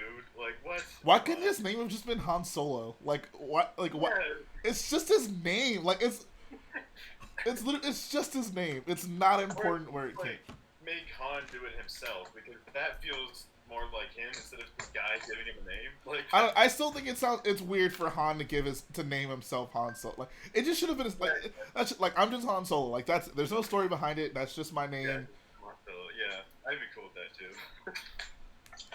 Woo! But that It scene. wasn't really necessary for like a backstory though in Han Solo. I don't think for like a whole movie. Oh, it's definitely not necessary. Yeah. I mean, like everyone's like, we want a Kenobi movie. Like, how is that even going to be interesting? Like, 2 hours of just seeing him on Tatooine. That's all I need. I just want Ewan McGregor. I think the appeal to that film is just here's Ewan McGregor acting in Star Wars again, guys. Yeah. That, Jay, Brickopotamus is having a breakdown. What happened to Brickopotamus? What? What's going on, dude? Anthony says he didn't mind that scene one bit. Anthony, what scenes did you mind? Like, what would you say is the cringiest scene in Star Wars? Oh, that is a good question. Brickopotamus, I just said like I was gonna have you on once I finished this bag. So For me, sit the tight. cringiest scene is probably when you hear Palpatine say "Do it again" in Episode 9. Wait, does he really say that? He does. Yeah, he does. He says, Yeah. "Do it again." No. No. No, Oh, he just says, "Do it." Oh, okay. I see. I was like, wait, what? yeah, just because it's like such a big meme, like they kind of just threw it in there for some weird reason. I thought it was pretty awful when he's like, "You will fall as I once did," and I'm just like, that's literally the least threatening thing you could tell him, because clearly you were fine. Yeah, so it's like, oh, I'll just survive. Yeah, you're gonna, yeah. Or when he goes like, "I've died many times before." Well, if you've died many times before, you're easy to kill. Yeah. Like, what is?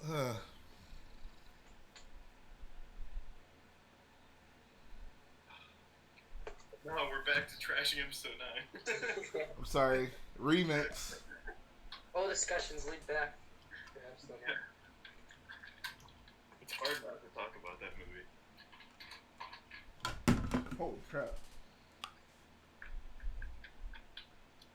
So like, one of my friends, I was telling him about like The Last Jedi, and then he just is like tells me like all the problems about it, and then Episode 9, he's like, "This is a great movie." I'm like, "Oh my gosh." That like blew my mind.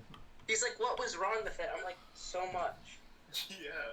What was right with it? That's a better question, honestly. Like, what decision made in that movie was like, oh yeah, like that one made sense, or two, like, oh, that's interesting. they do the single one. Obviously, when Han Solo returned, it makes a lot of sense. I mean, he didn't return. It was just like it was a vision, but I just didn't care. I really just didn't like. It wasn't really like no one was asking to see Han again.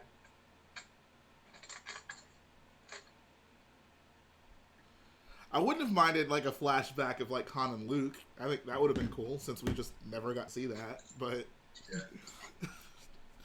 whatever. No, a flashback of Lando and Luke going around doing stuff. Yeah, looking for old Jedi relics. Oh god. I thought that was kind of a cool part. I mean, I don't know. It just made no sense. Like, why would Lando be with him? Like, why? Like, Yeah. he has nothing better to do than just be with Luke. Like, looking for Jedi relics. Like, what could Lando possibly get out of that? Why is he with? Why is he there? It just makes no sense. The only reason he was there was to give him a reason to know, like, where the yeah, exactly. Also, why is he still there? Like, obviously Luke. That whole scene, it was just like, wait, like, hold on, slow down. That made no sense. Yeah. And Luke leaves like, all right, I guess I'm staying here for the next 20 years. See ya. Like, what? Man. Just think of what episode 9 could have been. I think about that all the time.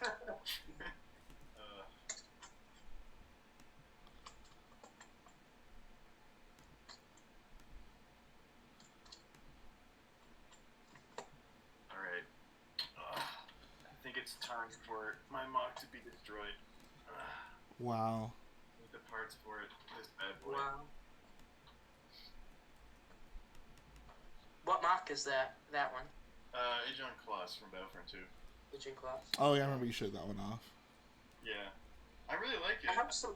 Photos and stuff, so I feel okay taking it apart. I think it has good mock potential. That like thing for like a large scale one and small scale. I've seen some nice ones done. Yeah, it's cool to do like scale one, and have like the 10 of 4 and stuff like that. Yeah. I almost did it. Oh, yeah. Hey, what's up, Zandy? And yes, I did hear about the numerous wrestlers that got released today.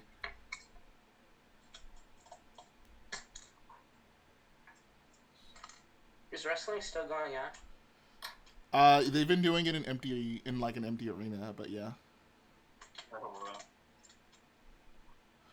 Oh, Rickopotamus says episode 9 should have explained Snoke better, in my opinion. See, I just disagree with that. Like, I don't care about that. Yeah. I didn't mind Snoke as a character. What I wanted explained was how the hell Mott got the lightsaber. Like, oh, good question for another time, which will never get explained ever again. that all like did it. I mean, like it could be an interesting story, but like it didn't keep me up at night. I don't know. That didn't matter to me. Or like the whole like for me also like the whole like Palpatine thing like who was his like wife or whatever. Okay, we're gonna start with this. Yeah. I don't know. To me, the lightsaber thing shows just how lazy he is. He's J.J. Abrams. Because he's just like, oh, I need this thing that is totally not possible to have. But anyway, let's write it in. See that? I mean, it's that like that really just does not bother me at all. Yeah. Like it's not. I mean, like he could have, like she could have just said something how she got it, like oh like I bought it from insert random alien name here from insert random planet here, and it's just okay, like fine, whatever.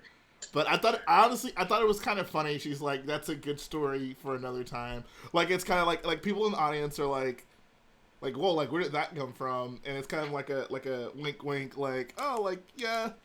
We could tell you, but we'll just let you think about that on your own. Like, it's not a pivotal moment of the story. So I guess I'll put it this way. It's not implausible. When something implausible happens, I'm like, okay, like, you probably need to explain that. Like, the Emperor coming back, like, you need some context to that, because, like, obviously he's been gone for a long time. Luke's lightsaber, it could have ended up literally anywhere, you know, sold through many people. Like, I don't care to know, like, whose hands it got transferred to get to them. Like, I guess I think about it this way: like, the Falcon was on Jakku, and like we learn like how it gets there. It's like, oh, where'd you get this? Oh, I got it from the Irving boys. You got it from Duquesne. And he's like, who got it from me? Right. So like, but like, that seems not necessary. Like, if if Han just lost the Falcon at some point and it just ended up on Jakku, like, I wouldn't be like, oh, I need an explanation. How did the Falcon get there? Like, it's just, I don't know. Like, that's not super important I don't information. care how the Falcon got there. It's a ship that moves around, right? Like, okay, it's on another planet now. That's fine. But like a lightsaber that falls through, like, I don't know if it's through space, but it falls all the way down to the bottom of Bespin. I mean, it could have gotten sucked into one of those things the same way Luke did. Like, I don't know. Oh, yeah, I don't know. I thought he saw it fall though. Like after he's like fall. I thought that was the lightsaber, but I don't know. The lightsaber thing just that doesn't keep me up. yeah, it's not like a huge deal. It's not as bad. One of the parts I thought was kind of stupid in episode 9 was when they did like Chewie the metal. That was just. It's so unnecessary. I think that just showed how out of touch he is just with everything. Like, oh, you know what would really just set this movie over the top? Let's have Chewie get us metal. And it was funny because when I saw it, I was like, what is that? Oh, it's the metal, okay. Like, I was like, it wasn't immediately obvious, and I was like, whatever, I don't care. You know? I don't think Chewie cared that much that, like... Brickopotamus, I sent you an email with the link, bro. You know what's a really good figure? The episode 9 Lando. That is a good figure. I did not like at all that his, basically just, like, redid his solo outfit for that movie. Like, that just, it was so puzzling to me. How does he still fit in that? Yeah. I don't think it's the same shirt. It's just like for all the outfits for him to be wearing now, why is it that outfit he wore for a little bit in Solo? Is that the one that got like burned up too? Yeah, I think so. Yeah, so it's definitely not the same one. But like, why? Like, so like he's wearing that in like at a point in Solo. Even at the end of Solo, he's not wearing it anymore. Like when he loses the Falcon, he's wearing like the weird like Hawaiian shirt essentially. Oh, yeah. And then on Cloud City, you know, he has this classic outfit. But then, like, you know, fast forward many years, and he's like back wearing the random Solo. Like, it was just weird. Like, it should have just been a new outfit. Yeah. We can't have original things in Star Wars Day. That's just not how it works. That yeah. How would you recognize it was Lando if he wasn't wearing his classic yellow shirt? No, we see in like a spin-off movie that. Yeah. Yeah. Hey, Jay. Hey, what's up, bro? Yeah. Lord of Brick here. What's up, guys? Hey. What's up? As thank you for the afternoon entertainment. Work was very boring. Oh yeah. Oh, it's my I pleasure. appreciate that, Jay. I didn't get much work done, so I'm sure my boss will love that, but that's okay. What he doesn't know won't hurt him. Well, he's a she, and, she's pretty hard. And she's a changeling. Yeah, I was gonna say that. He's a changeling. But Mando should be a cape seller for retirement. You mean Lando? Oh, what have we here? Bob Bricks, I just sent you an invite. And y'all are very, like, I don't know, forceful about these invites today. I just didn't see mine. Oh. I have no comment.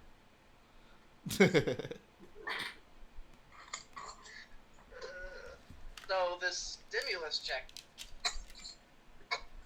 Yeah, I spent some of that today. On Lego?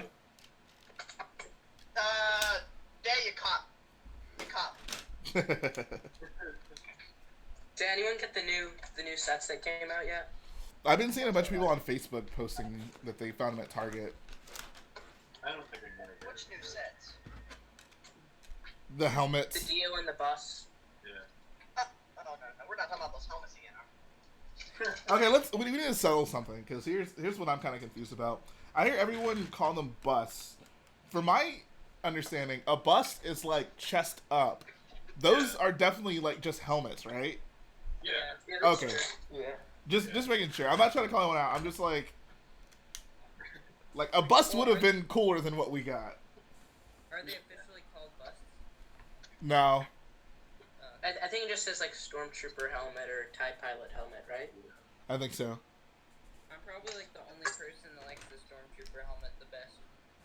It grew on me a little bit, but I don't know. It's not my favorite.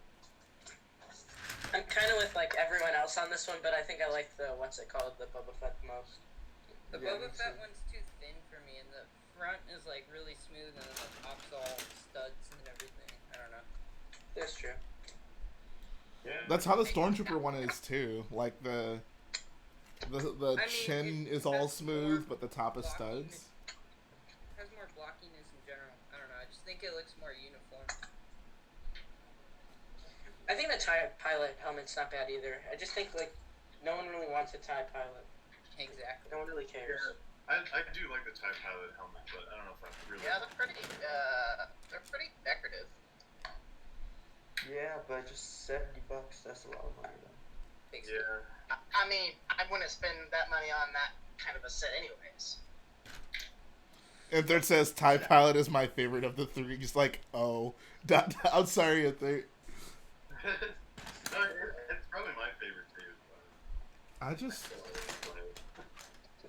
I just find it hard to bring myself to care about those sets. Yeah. I'm a playset kind of guy. What can I say? Yeah. I don't know. I just don't want helmet. Yeah, like it's literally just it. And I don't care for video at all, so I'm not getting mad. Jay, I remember you making a previous video on a mock showcase about basically a helmet that you saw at Brickworld one year. It was Darth Maul, but it was more of just a Easter egg kind of thing. Oh, that was at Lego and Star Wars days, and it was at like a big Darth Maul Death Star head. Oh yeah. Oh yeah, I remember you talking about that. Dude, I actually showed it. What video did I? Oh, it was in Your Questions Answered. If you actually want to see it, it's in my most recent Your Questions Answered. Someone asked about like the funniest mock I've ever seen, and I finally found a picture of it. That was it. Yeah. That was fun. I just can't imagine spending so much time just to make like a funny scene from like a short film. Yeah, it's so funny. Oh, dude, I would do that. Heck yeah. There's a lot of I have a lot of funny A lot of work. ideas that I want to do. For me, when I made my like Scarif mock, like when I recorded my video, I had like no Easter eggs in it. I realized after, so I was kind of like, man, I should have actually put some stuff in it. Yeah. Like, I mean, you know, they aren't necessary, but they're fun little things to do in mocks. yeah, I'll probably do it when I display it at a Brickworld if it does happen. Is anybody doing the virtual one on Saturday? Oh, I forgot about that. No. I'm I gonna be there. might. I don't know if there's still tickets available. I need to see who's like. It depends on who's there, and I know that sounds lame. Like, oh, who's gonna be there before I commit to it? But I mean, I would like to know I what was just mocks kind of are gonna thinking be though, shown up. like you could just go online and look at the same mocks though, like for free instead of spending like the $5. I mean, it's not much, but But I guess the point though is you actually get to interact with the creator. You know, like Yeah. at a live setting. that is true. So my question about that is Beyond the Brick gonna be like out of business for the next 2 months because they won't have any new really content to post? I imagine they have plenty of interviews that they've Yeah, that they haven't used yet. yeah. Yeah. They probably also have like a bunch of those mock videos, like filmed by the creators. So Yeah, other people's content is a good point. Yeah, like after stuff like Brickworld, I remember seeing a mock like 4 or 5 months after it like posted from Brickworld like 2019. Like, I remember when they like it took forever for them to finally post the Scarif that we did. I remember like it was like it didn't drop until like 4 months after the interview. Like it was insane. Or like Garrett messaged me. He's Did like, that- "Bro, our Scarif Did that video get is like a finally up." lot of views? That video? It's the most viewed Scarif mock on YouTube. Oh, really? Look up Lego Scarif on YouTube. Yeah, I know that's one of the ones that comes up. Oh, it is. I don't know why. Like at first, it just did all right, but now like it has a ton of views. Yeah, it's the second one that pops up. Gotta put that on my watch list. Something else to watch for. My watch list is so long. I feel that. Jay is all over my watch list. Appreciate that. Last Brickbender says, "Have you heard that Spaceballs ripoff? I think they call it The Last Jedi or something like that." How does that even make sense? Like explain. I'm all for a joke, but how does that make sense? I know it's baseball, so.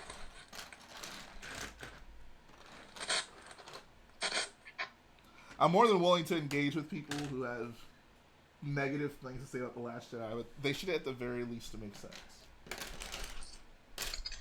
Anyways, here's some gunship progress. It's looking good. Nice. Got I like the. Oh, I want to see. door I wanna see. basically Oh, working. man. Ben Adams says, "Jay, have you seen the Galaxy's Edge lightsabers? Would you get one?" I haven't seen them. I probably wouldn't. Like, I think I would be more interested in getting a replica lightsaber than just having one that I design. That's just kind of how I am. You mean like, Has anyone here been to Galaxy's Edge yet? No.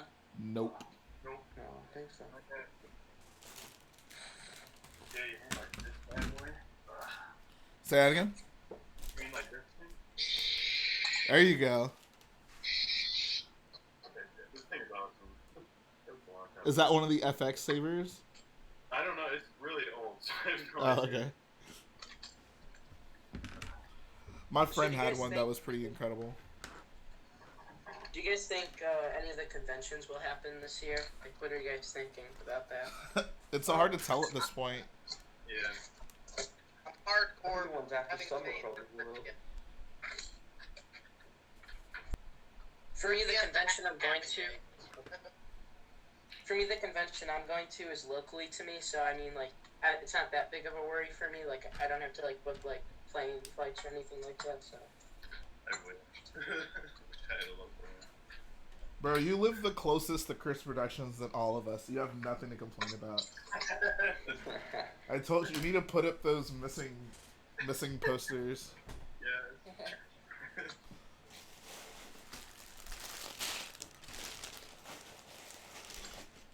So, are you gonna watch Lego Masters? Yeah. Whoa, say that again? That was really low.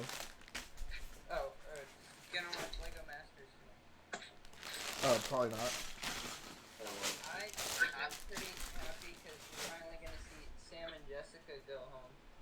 I don't know about that. I think they're gonna win, which is gonna be hilarious. They better not win. Their crate last week, their mountain, they just stacked light gray and dark gray 2x8s, the entire thing.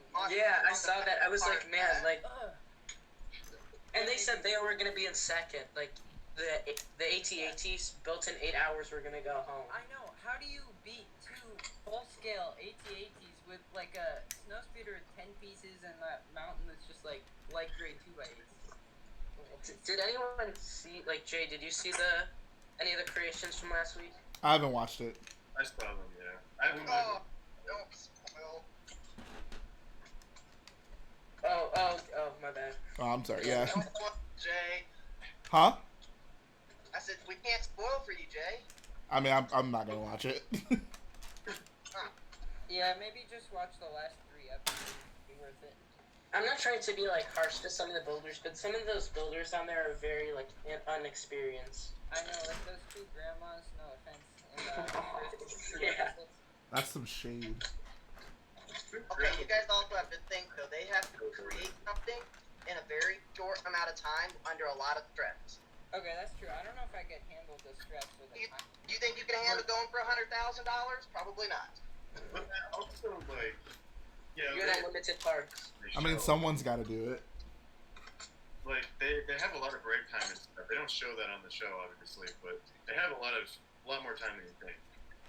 I think if they do a season 2, the competition is going to be way more, I think the builds will be more polished, I guess. I know David and Matt applied for it. I wish they would have made it on.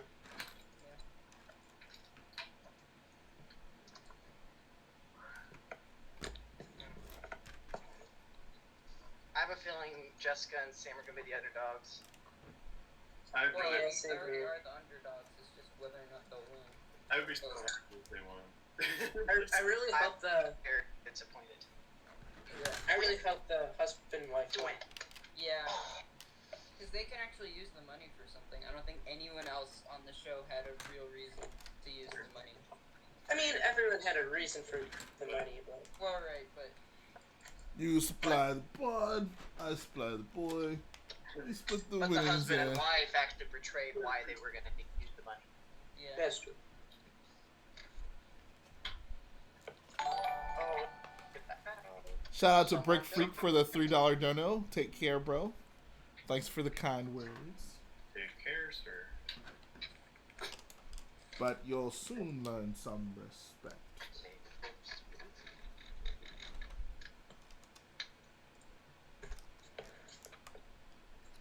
Great. Why are people outside? Do I get 100 points if I hit them? No, I probably shouldn't do that. I'm sorry, what? Nothing. Don't admit to any crimes on the stream. That's Yeah, I know. I'm almost home and. Can you guys bunch of give me people some? are outside. Can you guys give me some feedback on my Umbara mock before I go? Yeah. maybe. I gotta see it. If So I it's did, not like, very free good, form. I'll make it big. Ooh. That terrain looks really nice. Yeah.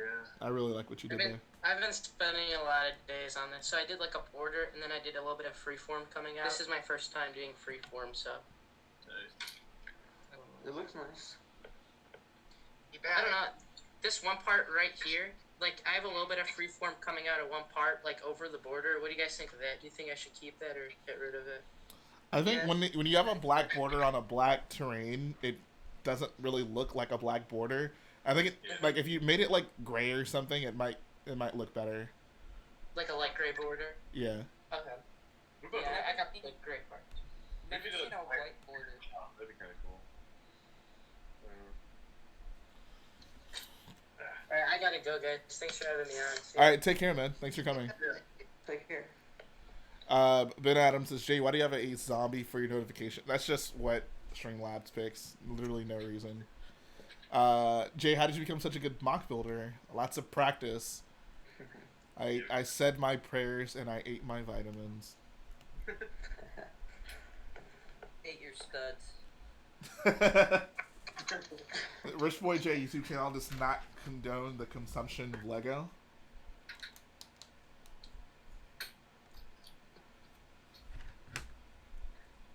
I feel like we were discussing that at some point, like what Lego piece would be the easiest to eat. I would think like a 1x1 round tile. I think could go down It pretty fits those smoothly. head. What'd you say? What'd you say? Kid Fisto's head. Oh yeah. Oh, that's a good soft piece. You could probably chew it up a little bit. Yeah. The Kid Fisso's head, maybe. Yeah. It's rubber. Or, like, I guess a cape wouldn't be that hard.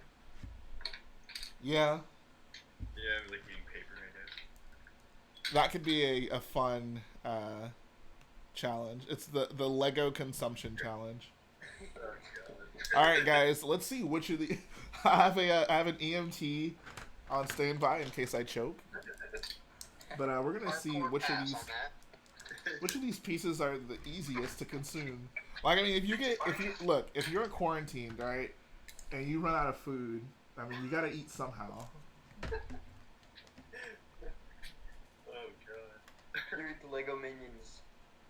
Here's a serious question. If some sort of apocalypse happened, and you found out that you could get by like eating your Lego. Oh, here's how it goes. So you could either get by with eating your Lego, or like risk your life going outside to like find food and dealing with other people. Like, which would you do? Like, Are you willing to sacrifice your collection, or will you keep the Lego and risk your life? I would risk my life 100%. I'm not eating Yeah. my That's weird. We got some. I feel like you have a higher chance of dying by eating Lego. Yeah. No, I said no. Assume that like it's safe to eat. Yeah, if it was like safe to eat. Which I don't know. I'd eat all my sister's friends' dolls first. Yeah, that's true. You could just go out and buy like sets you don't care about and then eat those. You still go out though. But yeah, you're still going out. No, But I it mean, has to be. It has to be things that are already in your collection. Okay, that's true. And it says depends how Bionicle parts take. That's a good point. I have like a big bag of Bionicle stuff I could part ways with. Exactly. Who's So Bionicle? everybody eat it. I feel like there's either hardcore Bionicle fans or just don't care about Bionicle at all. Pretty much. Don't care. I have one Bionicle, and that's it. I have none. I may have like one, but I can't even remember. It's just so niche. Like Yeah.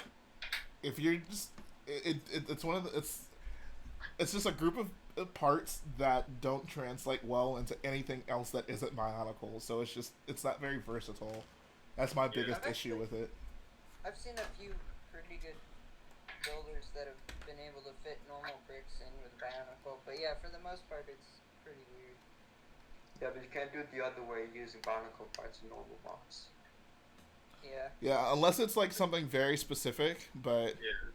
unless it's like a mech or You something. can find some pretty creative ways to use them though. I don't know. Yes. Like for weird trees or something.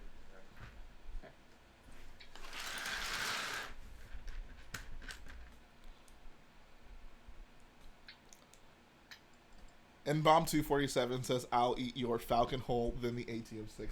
The ATM6 is good for like a family of 10. How many pieces are in that? 16,000. Oh, seriously? Yep. It's a big boy. I almost swore on stream. Uh-oh. I would have had to ban you. Intruder alert.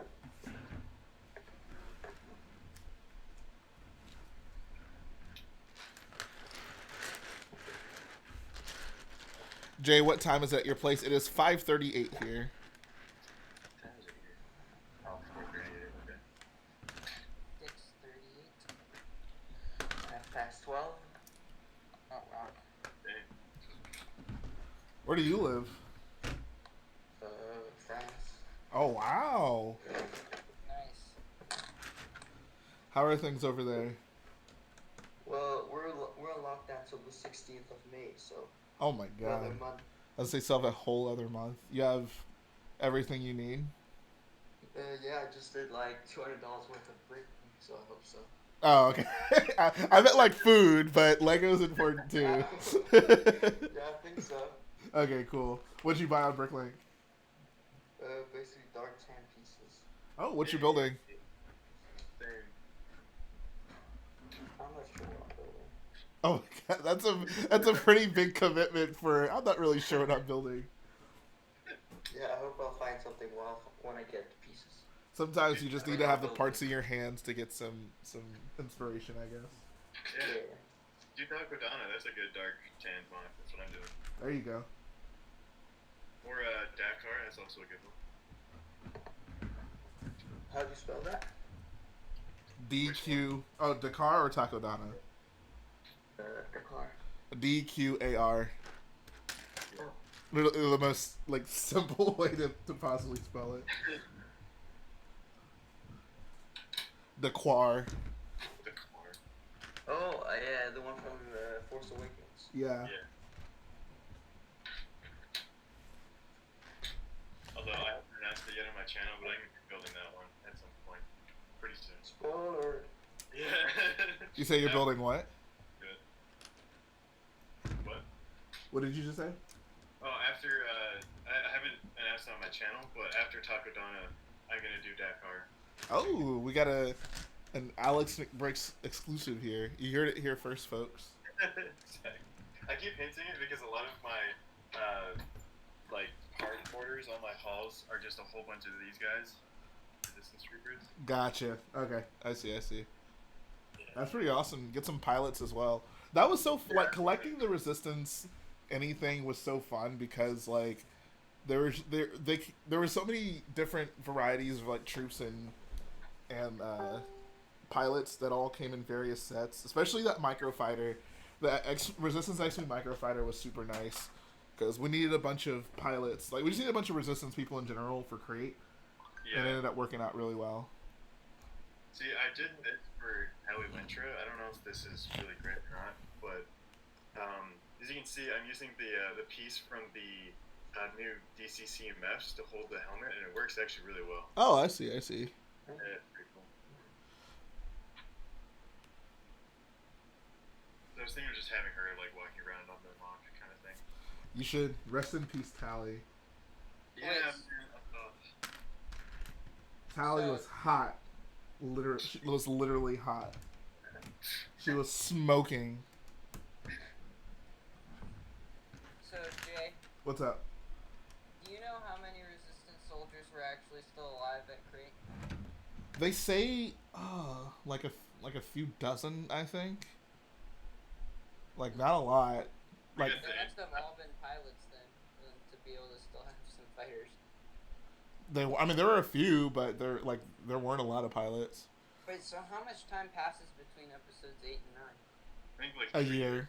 I thought it was just 1 year. Oh, 1 year. Oh, okay. Yeah, I think it's just 1 year. Yeah, I'd have to look because when we were making Crate, we looked into all this stuff to make sure like we had an appropriate amount of whatever specific types of troops. But as far as like how many people actually made it to Crate, I would say less than 100. Yeah. Sounds right. It's a good place / Brickling store to buy a bunch of landscaping parts. I have no specific recommendation for that because I never really order from a specific place. I'll just put it into the easy buy and see what happens.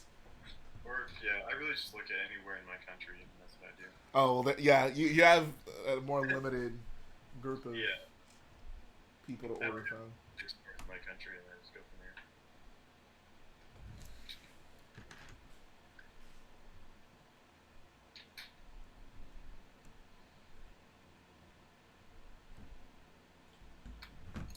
And third, if you design a full-size MTT, I'll build a mini figure scaled mock on Tealus Prime.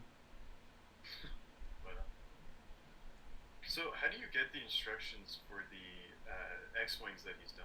Because I want to get those.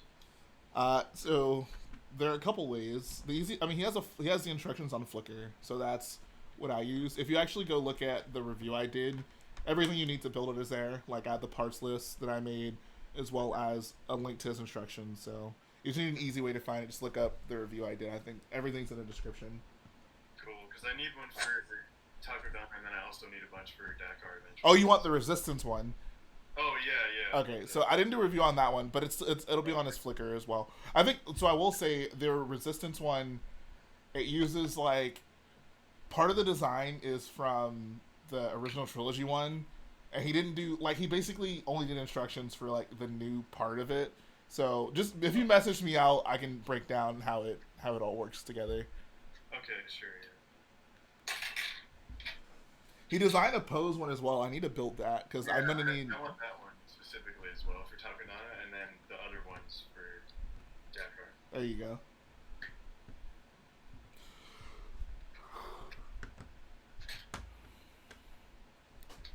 Ratbat 1986 says quick buy on Bricklink doesn't work. It works most of the time. Sometimes I need to run it multiple times to get it to come up with a more reasonable group of stores, but it's fine most of the time.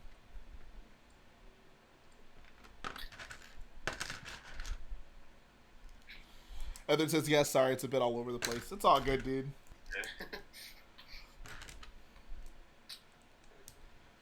If I ever find the time, I need to just go ahead and make like actual instructions for them. Like just make a stud.io file.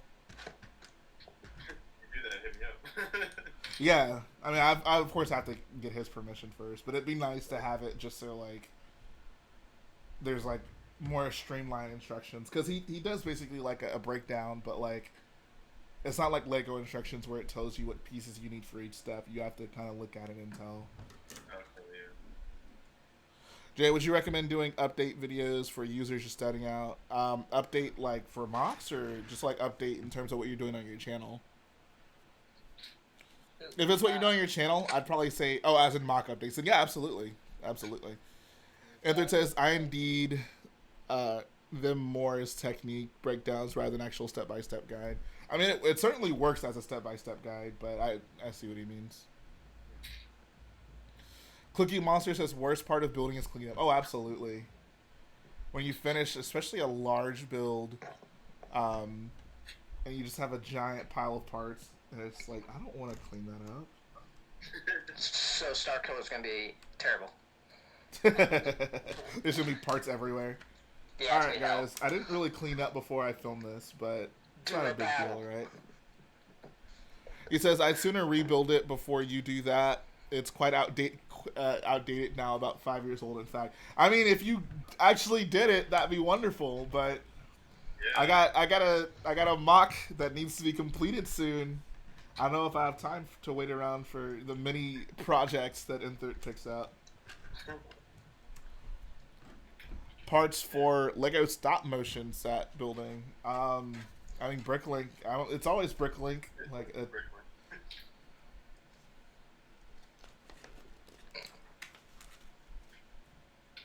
man.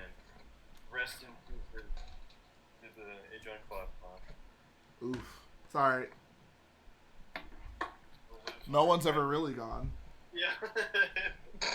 Nothing is ever really gone. You always make that reference, Jay. It makes me so depressed because I used to love that line so much, and JJ soiled it. I have a strong feeling, may she rest in peace, Journal Organa will not return. You think? I have a strong gut feeling that she will not. And it says All soon. because of her daughter. And it says soon. Ha ha ha. How's that oscillator building coming again? I'll be working on it at some point in like the next month. It's gonna sneak up on. I tell you what. Can I get that in writing? I mean I'm giving you a boyo guarantee that it will be happening soon. Exactly. Though I'm in no place to talk about. Yeah, don't get me started on that, N30.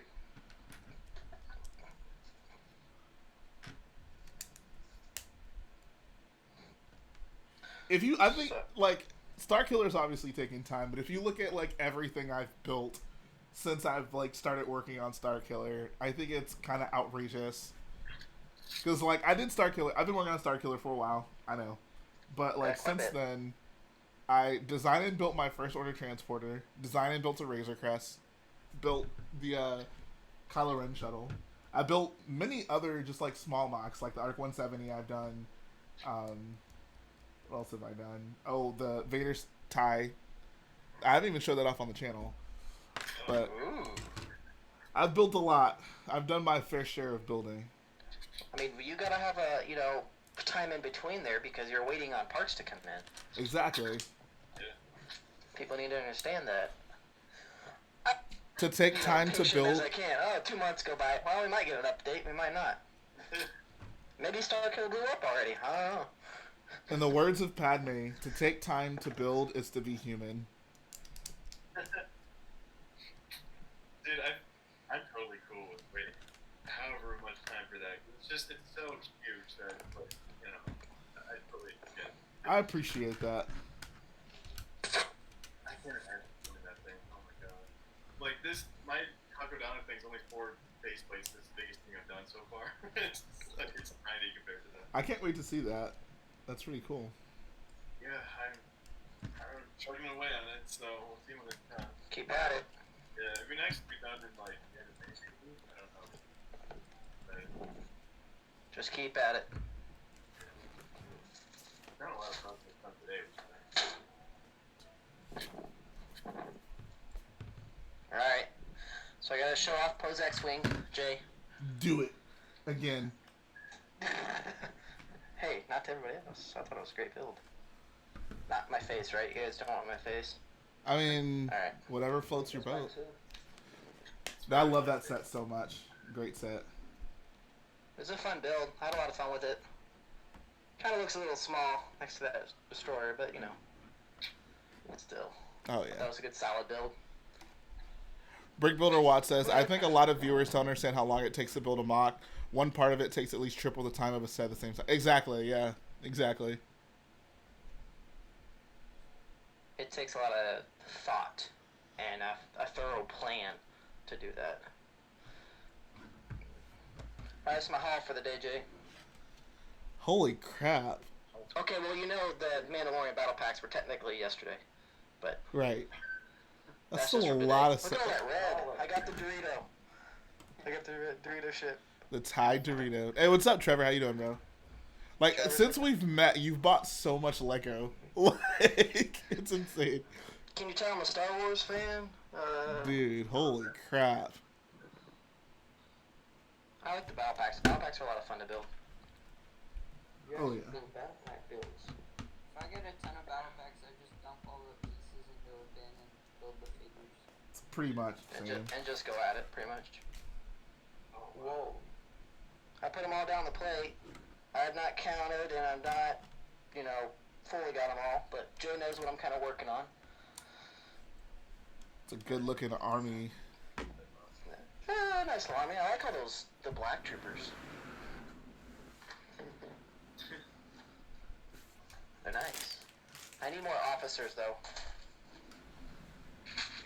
Finally, someone who appreciates officers. I feel like Gotta it's have like the officers. So who's gotta have a leader? Come on now. exactly. I don't know why it's like a thing in the Lego community. Like, oh, like I don't like people don't typically care about the officer figures, but I love them. I love having distinguished ranks. Got my minifigure next to my boy. Darth Nate. Darth Nate, even though really, I'm not that evil. But, you know.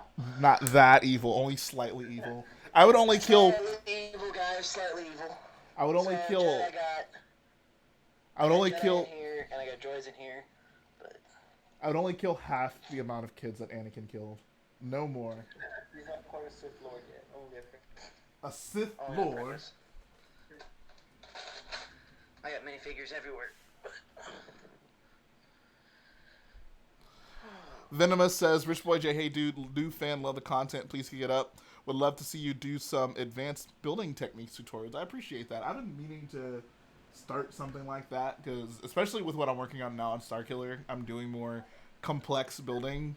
I know a lot of people love to see what's kind of going on behind the scenes with that stuff, so definitely going to make an effort to do more stuff like that.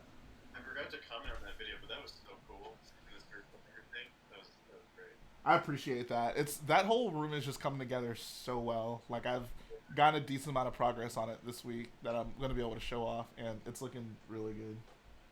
I still think you should try and make Snoke like a giant puppet and have Palpatine behind it. Oh my god! Just put strings on him. I was probably gonna do like a like have Palpatine behind a curtain, like talking into a microphone. I was also thinking just getting the Darth Maul Constraction figure and just putting him on the throne, because I mean, why not? It's always Darth Maul. Yeah, it's always Star. Just put Ahsoka up there. That's put the Dave Filoni essentials: Ahsoka, Darth Maul, Captain Rex, a wolf, and a loath cat. And a little cat. Let's be honest, Ahsoka was probably there, to be honest. She probably was. She was on Starkiller Base, like undercover. She's probably in that massive fleet at the end too. Oh yeah. Are you doing a brick build Snoke? Yes, I am. Is it gonna be like? Well, I don't know. How big will it be? Not this big. It'll be slightly larger than the minifig. I don't know. Is your question? Does it gonna look like a minifig, or is it gonna look like a person?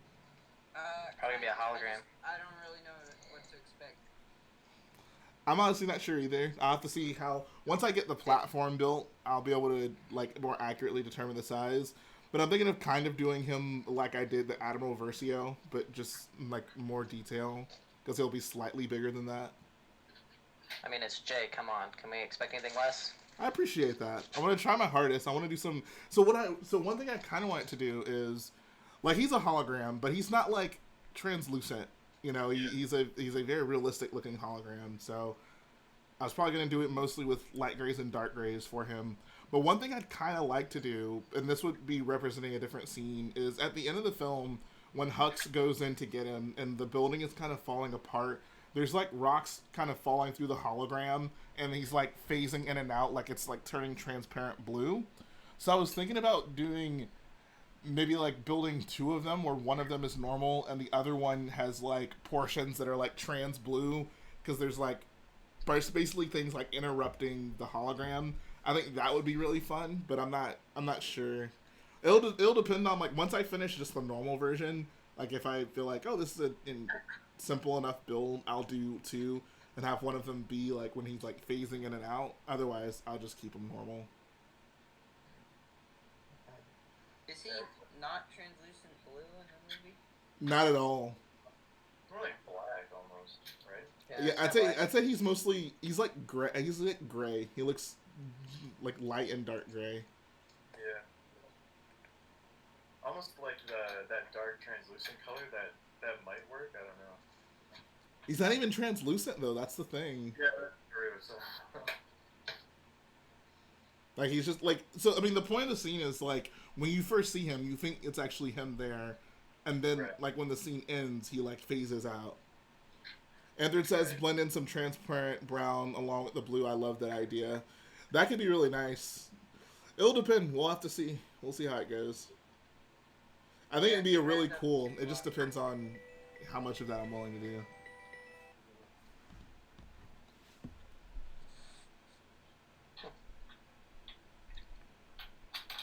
I thought this Poe's girlfriend thing here was kind of interesting. It's Oh kind of yeah, the a decent Zori little Bliss. build. I could definitely trick that out though. I'm kind of excited about that. Put Might do some something with it. put some rims on it. Nah, she needs a spoiler. She's gotta have a spoiler on the back. A spoiler that says Netflix and chill. I've actually seen. It was so random. I forget, where was I? I was Is that patent? Is this That really pending. just bag 10? No way. I was like at the mall and I saw someone with a spoiler on their car, and on the back it just said Netflix and chill. I was like, I give you props for that. That is definitely something.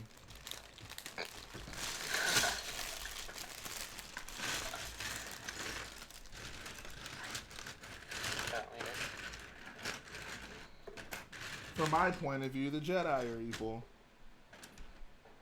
You are lost. You are lost. Would it? I think it would be hard to do the Snoke face. Try browsing through some Brickheads prints, maybe. That's what I was thinking. It'll depend. Depends on what day. I would kind of like to just like if it came down to it, I would just get a custom sticker of like his minifig face, but like blow it up and make it gray, and just put it on it, so it'd be like consistent with a minifig. But I don't know. It'll depend. I think I have a pretty good idea for design for Snoke. What is your idea? Well, the only thing I've really seen, I guess, is like, I've seen this before in base mocks, I guess, but basically his mouth is really thin, so you could do like a 1x1 stud, and then some 1x1 studs like going up through the middle to represent his like really thin jaw, and then some slopes coming out maybe. I don't know, it's kind of hard to explain. I would say I need to see like a photo. Yeah, Sarah Valentine Bode says, "Hey Jay, I figured out what I'm gonna do for indoor. What are you gonna do?" I think he should have black tons and a white face like the Forza. Black what?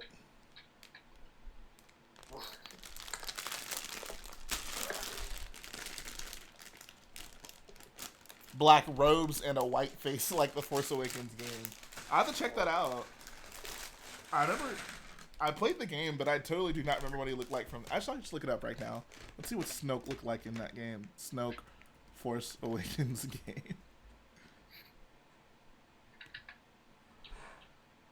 Oh wow, yeah, he has black robe. That's kind of funny.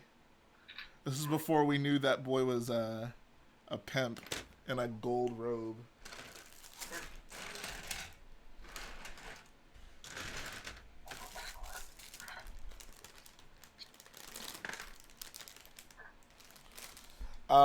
RoboNut says, Jay, if you could see more mocks from one Star Wars movie, show, video game, book, what would it be? Great. I mean, I feel like, I don't know. I mean, I like seeing Scarif mocks, but there's certainly no shortage of them. There's a lot of Scarif mocks. So, I'd probably KOTOR, honestly. I go with KOTOR. Yeah, it'd be great to see more KOTOR mocks. I was thinking the other day, like, I really want to build a minifig scale Ebon Hawk from KOTOR. Just a matter of investing all that time into doing it, because it's a pretty complex ship. But I'd love to see more KOTOR mocks. Obviously, minifigs are the biggest issue with that, because there's basically no Lego versions of anyone from that game. If you build it, they will watch it. I mean, I try not to take that attitude, but I'd certainly be happy if they did. I don't like just assuming like whatever I do, people are gonna watch it, because what if they don't? I mean, your hardcore boyos will. Just saying. The boyo loyalists.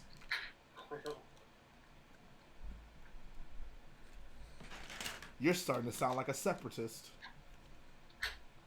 Oops. You're close with the Chancellor. Ask him to stop this fighting and end the war. Don't ask that of me. Make a motion in the Senate where that kind of request belongs. I remember saying, like, I was like, bro, you're gonna talk to your wife like that? Holy crap. That was kind of uncomfortable to watch. A real chat right there. The whole movie's uncomfortable to watch.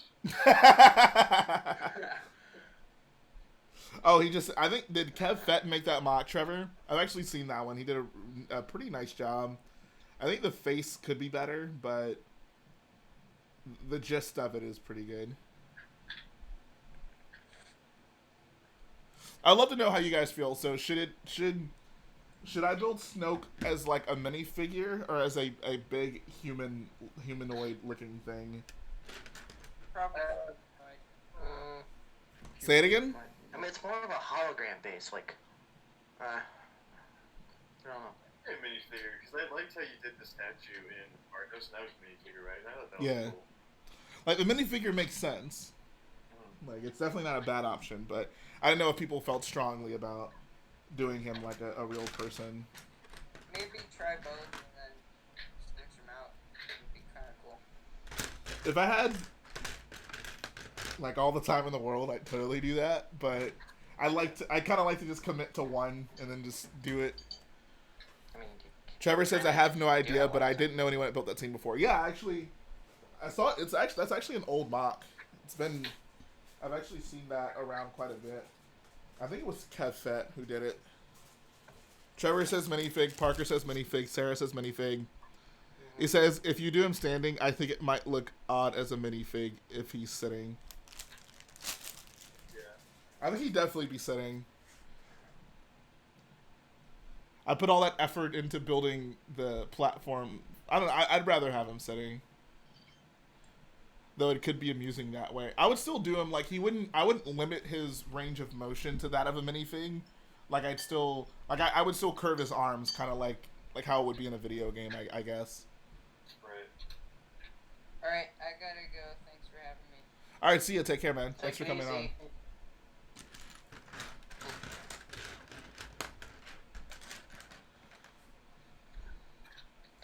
I guess you just want to scale it, right? Oh, scale is important. Yeah, scale's very important for it. So, so you know in the movie he's massive. Oh, yeah. Like, it's obviously how small Kylo Ren is. So, I don't know. Make him have knee joints.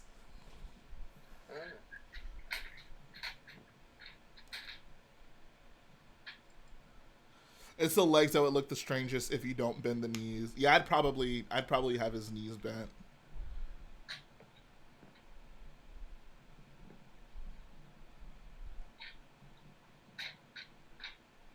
have a massive him, would you need to have a massive chair as well with it? Oh yeah, he'll be on his throne. It should be one of those like really normal Lego chairs that are in like every space. Just build a big version of the standard Lego chair. That'd be kind of funny. Just like this, like super detailed mock, and then there's just that chair.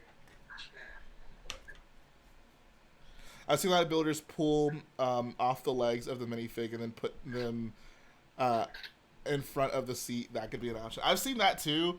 I think like if I'm gonna do him as, if I just have the freedom to build him and design him how I want, I would just design the legs as like, and they'd be bent.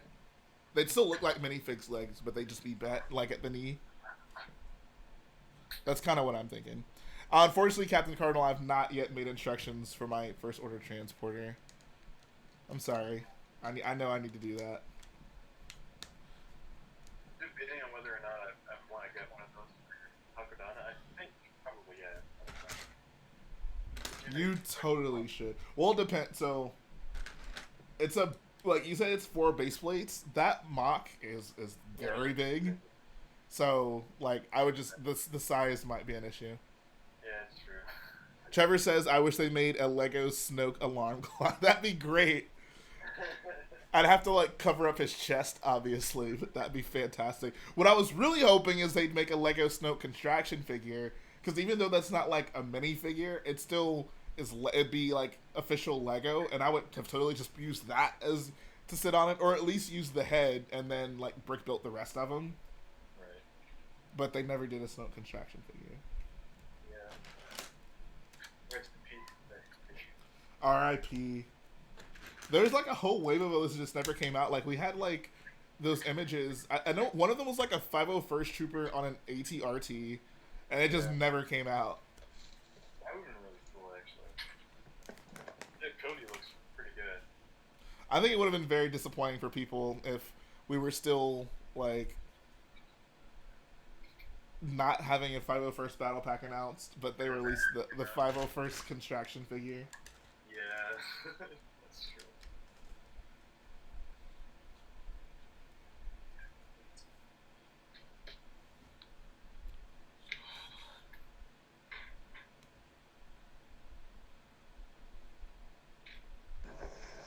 Sorry, didn't mean to go quiet too much.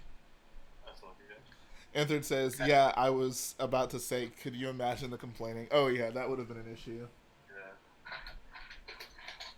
I think they would have just, that would have just turned out really badly if they didn't have. Oh yeah. If they didn't have, You know what I mean? like after we got the battle pack and then they did the 501st Trooper Constraction figure, do you think people would be okay with it, or I don't know? I think they're just done with Constraction figures.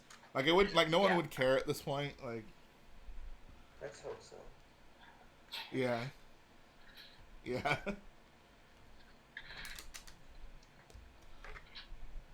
Do you think Lego would make a UCS first order Star Destroyer? I don't know. I have no idea.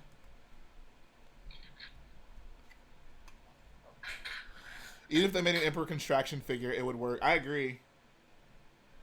I mean, because they're basically the same thing, right? That's why I said I would have just used the Darth Maul Constraction figure.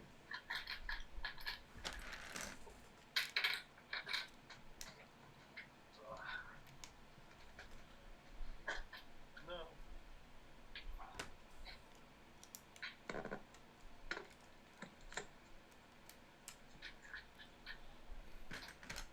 I wish we got Jedi Fallen Order sets. I need an official Cal Kestis.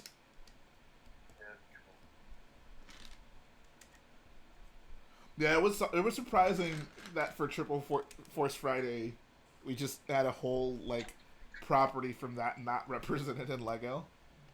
Yeah. Instead, we had to have the Obi-Wan Death Star cannon. Yeah. I was kind of like, oh well, all right. Final Order. I think did he say First Order or Final Order?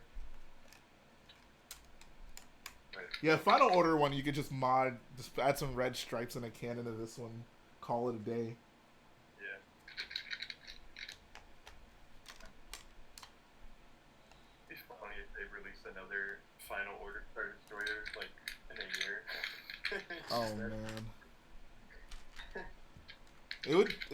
very sad to see a Lego set with the words "Final Order" on it.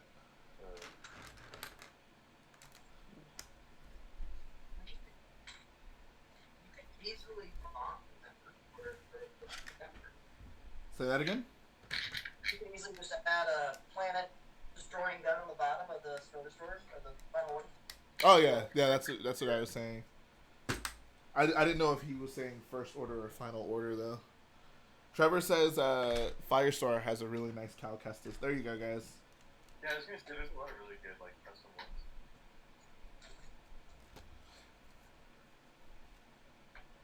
I was surprised when they did the what's her name? I don't say Janina Gavankar. That's not her Star Wars name. Iden Versio, but from Resurrection in her like pilot outfit. I thought that was kind of cool. Oh yeah. That's on Firestar choice? My dream scenario for Starkiller is to have J.J. Abrams like respond to like my Twitter post or something and be like, "Oh yeah, like cool Lego build," and I'll respond to him like, "Oh thanks J.J. I really appreciate that. I love what you did with Episode 7. Episode 9 though. ... He's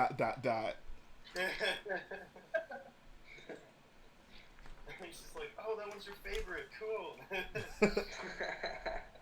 Not quite.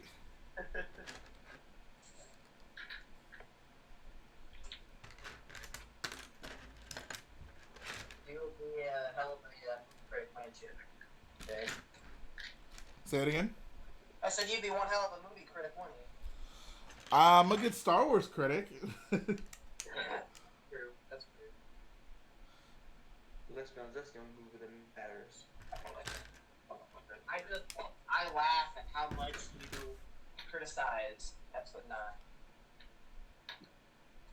It deserves every bit of it. I know it's paining Trevor to hear this because Trevor actually likes that movie, but it must be done.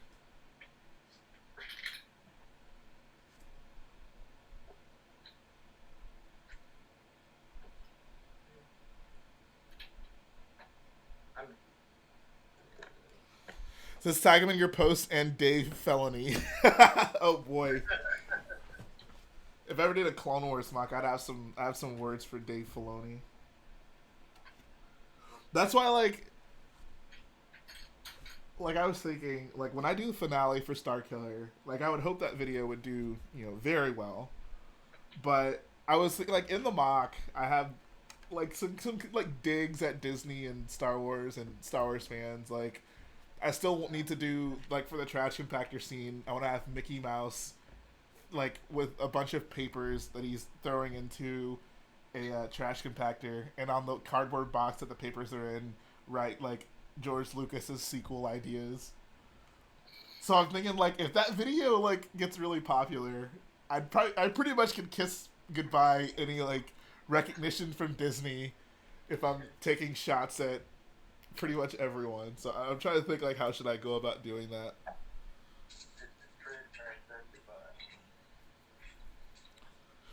Yeah, I don't know. I'd say go for it because it's funny. But Right. I mean, it'd be funny, but it's still like I can see why that might be problematic. yeah. We'll see. It's a long time from now. I mean, it's not. I actually need to have this mock done in a few months, but I still have time. I got the box ready, Jay. Just gotta do a little bit. Appreciate that, sir. Ready to go, right on top of them.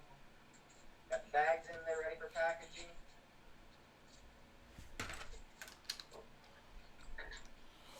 Isaac says he's working on the Speed Champions NASCAR. What NASCAR did they do? I don't remember that. That's what? Is it the Camaro one? I know that one kind of resembles a NASCAR. No, I think it's the Audi.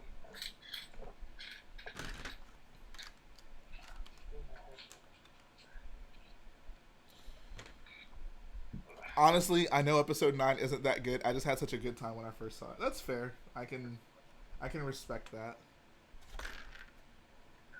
Yep. I agree with Trevor on that. But I did see it 5 times. Holy crap.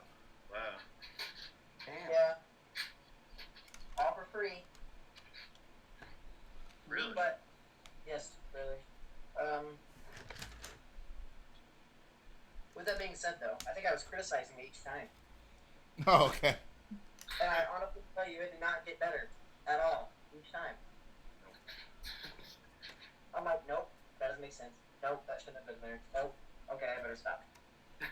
I need to stop. I need to stop, like, torturing myself.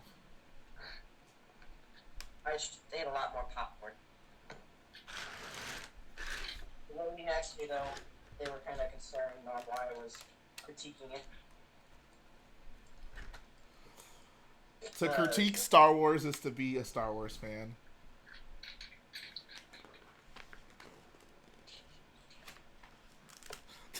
Sarah Valentine Boat says, when I watched Rise of Skywalker for the second time, I covered my eyes on the Reylo kiss. It's not a bad idea. I feel that. Although that didn't upset me as much as Rey, you're a Palpatine, that's for sure. You're a Palpatine. You're a Palpatine, Rey. You're a Palpatine. You're her granddaughter. Search your feelings, Rey. You know it to be true. Jimmy, you guys have any idea on all the Jedi that were actually that spoke? All the Jedi that what? Oh, that spoke. That spoke. If you watch, Every time I rewatch it, I try and think, who's that? Who's that? Who's that? I'm sure you can. I mean, you can look it up. I don't know. I've never cared to look it up. There's also like in the credits they give voice credits to. I don't know if they give voice credits to everyone who had a scene during that part, but at least a lot of them. So you can find a lot of that in the credits.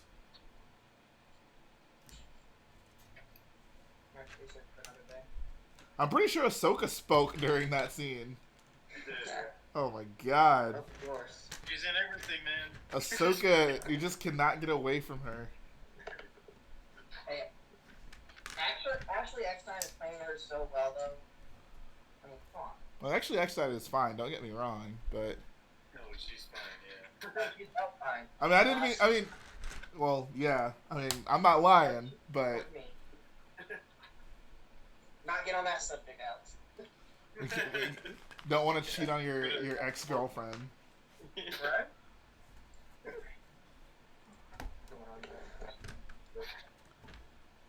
Don't tell him, Emily. Don't do Don't it. tell. All right, it's all right. Your secret is safe with me. Natalie Portman, if you're watching right now, don't take it seriously. Please don't. Please don't. Natalie Portman, please like and subscribe. Oh yeah, and please like and subscribe, and tell all your friends about my channel. I do wonder if like any Star Wars actor, actress, anyone who's ever participated in a Star Wars film has like seen any of my builds. That'd be kind of cool. Well, what's her face? I never see it. That's true. That's a good point. I mean, like in a film though. There's Right. as much as I love that story, there's still levels to this. Yeah. What if what if JJ was just secretly a huge fan of your channel? Like, Oh yeah. So that's funny that you bring that up because me and Garrett always used to talk about how like what if George Lucas was secretly like a big fan of just like MOCs and he's like he sees our builds and he's like, oh, like this is so cool, and he like like is on a live stream one time and just hears this like going in on him and he's like, oh well, all right. So much for that. Y'all call yourselves fans? Okay. Brickbuilder Watt says, I'm kind of upset about the reports of Ahsoka being in Mando Season 2. She's getting more overused than Maul. You think? Telling you, old rich boy has been saying all these things for a very long time. That's the thing that, like, so here's the thing that always kind of annoys me. Like, I always get the question, oh, how do you feel about, like, Ahsoka being the Mandalorian? And I was like, oh, I'm not looking forward to that. And the response is almost always, oh, like, you don't like her character? And, like, no, like, her character is fine. Like, I like Ahsoka. I just don't need to see the characters I like in everything. Like, I love Luke Skywalker. I don't need to see a Luke spin-off movie. I did need to see a Han Solo spin-off movie. Like, Do you not need to see R2D2 all the time? I mean, R2's our baby. Right. I mean, that's the truth. his R2, his Rogue One cameo was pretty forced, but it didn't. It wasn't annoying. The only Rogue One cameo that was just ridiculous was the Dr. Evazan and Pondo Baba. That was one where I was just like, come on, guys. The two guys from the cantina on Jeddah, when they bump into them. Yeah. It's like, get it? You guys remember these two? Let's hope Boba Fett is in Mando. Oh my god.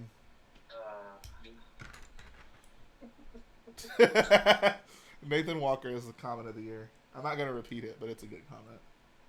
Oh no, I gotta see. My battery's low. Oh no. What's the thing? I could not imagine that. Yeah. That was my thought when I. Like, whoa. Actually, he would just be making them to his main officers. There can't be that many officers, right? Right? No, there is. Or you just tell one commander to spread the word. The Aura Singh reference in Solo kind of bothered me. There were some kind of like weird references in Solo, like when we have to hear Donald Glover mention Felucia. I was kind of like, I don't know. Like, I get it. Like, it's all the Star Wars universe, but some of the references are just feel so shoehorned. The one that really got me was the Beggars Canyon reference in Mandalorian.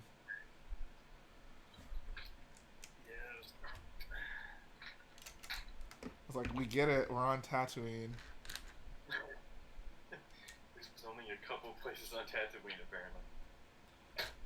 There is. Mos Eisley, that's about it. I want to know what's happening on Mos Espa. Yeah. I want to Watto this Star Wars story movie. That's what I need. Oh my god. What's he been up to this whole time? We need to see. We need to know how Watto first acquired Anakin as a slave and what slaves he got after Anakin. It'll be called Watto: A Slave Story. I want to see the story, and it's just like his entire story of him like going from the prequels all the way to sequels, and then he like ultimately joins them in the final battle in one of those ships. There we go. Exactly. Great.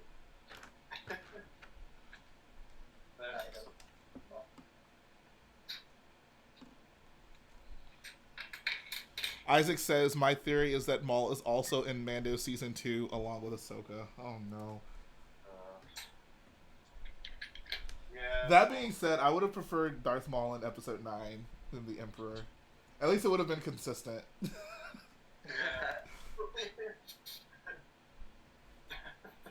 Like if Darth Maul was just behind everything. Yeah. He's the real emperor. And then they Hey, could so earlier today. Shout out to Natalie Portman in the chat. She says, I love your channel, Jay. That just made my day. Thank you, Natalie. We love you too. It's also very convenient, your profile pictures from your Star Wars Episode 2 costume. God, I'm kind of blushing over here a little bit. Hi. Oh wait, we didn't work out. I'm sorry. Oh. They bring up bad memories? I can. No, I'll let her say her thing. It's okay, man. Let it all out. We're here for you. Oh. We're not here to take sides. They're gonna take sides. So. Natalie Portman is always ready. We're not here to take sides, but Natalie was probably right. Sorry, what? Shout out to Thiermos for subscribing. Oh, boy. Jar Jar,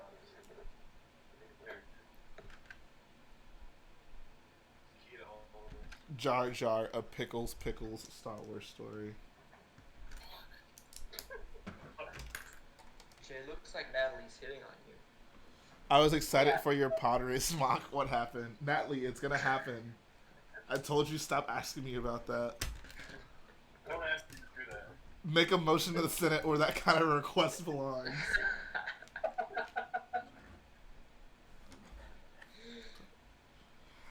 I wonder like how many guys she's dated that have like used Star Wars lines on her. I can totally imagine like being, you know, like her boyfriend or even husband, and she's like, "Hey, can you take out the trash?" And you're like, "Don't ask me to do that. Make a motion in the Senate where that kind of a request belongs." I would do that all day. Oh my god. Natalie, I wish I could just wish my feelings away. I wonder how the real Natalie Portman would react to learning that you murdered a village of people. Probably the exact same way. She'd be like, "Oh my god, you're a terrible person." Be like, "Wow, you know what? Padme was a lot more understanding than you are." Yeah.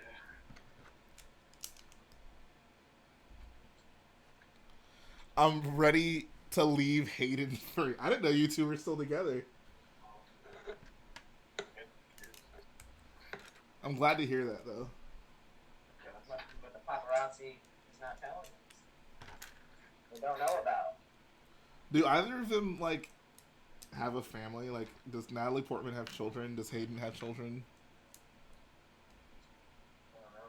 Yeah, one of them get in trouble with some drugs. I almost made a really bad joke. Never mind.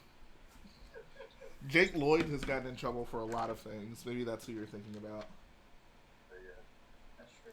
I'm still trying to decide whether or not I want to put him in Starkiller in the detention block. Oh. Too real. Like that, yeah, that might be a little too far. It'd be funny, but it might be a little too far. May have gone a little too far to people. Pretty much.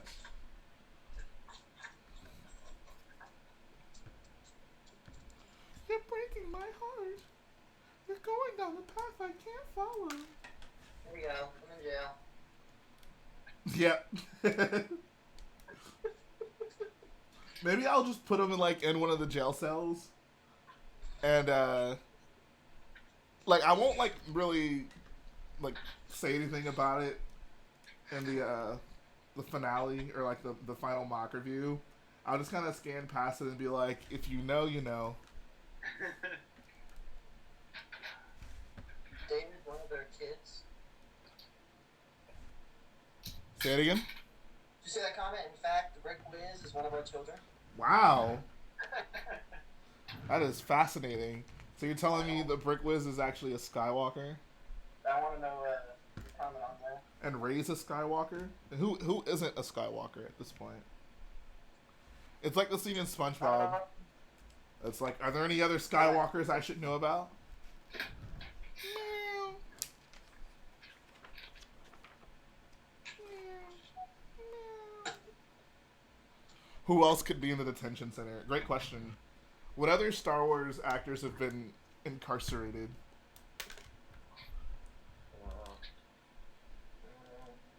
He should. He's adopted. That's why he's so special. I hope the Brick Wiz knows that.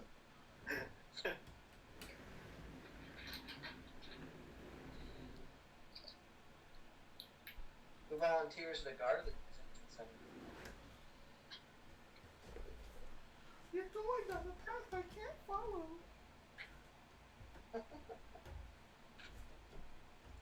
You turn her against me. You have done that yourself.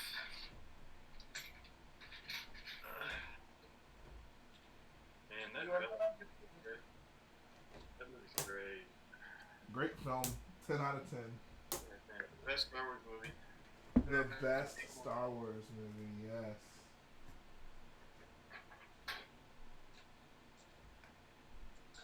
Jay, I was on Bricklink earlier, and I'm looking for more Imperial authors to have. Ooh.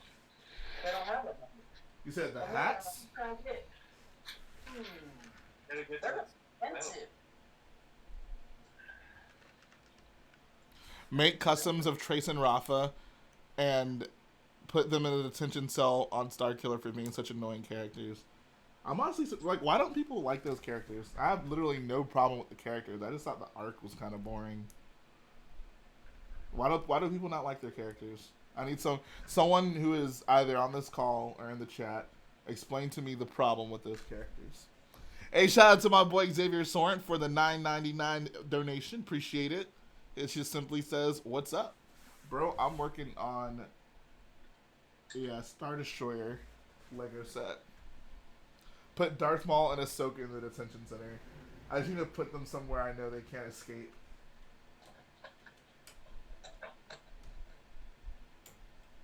Why do we not like those books?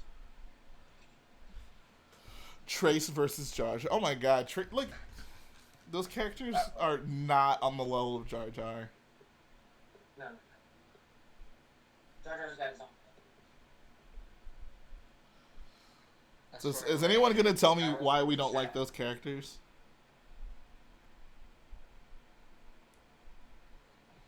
Rafa Martez is Bay, by the way. I'm just gonna throw that out there. Commander Fox. What's wrong with Commander Fox? I swear, put Commander Fox like somewhere. Like, Oh yeah. Commander Fox will absolutely be in jail Thank you, Jay. for I breaking swear, the- I really hate him. for breaking the bro code. Yo, what's up with that? Why do you kill fives like that? He has no respect for authority or no respect for family.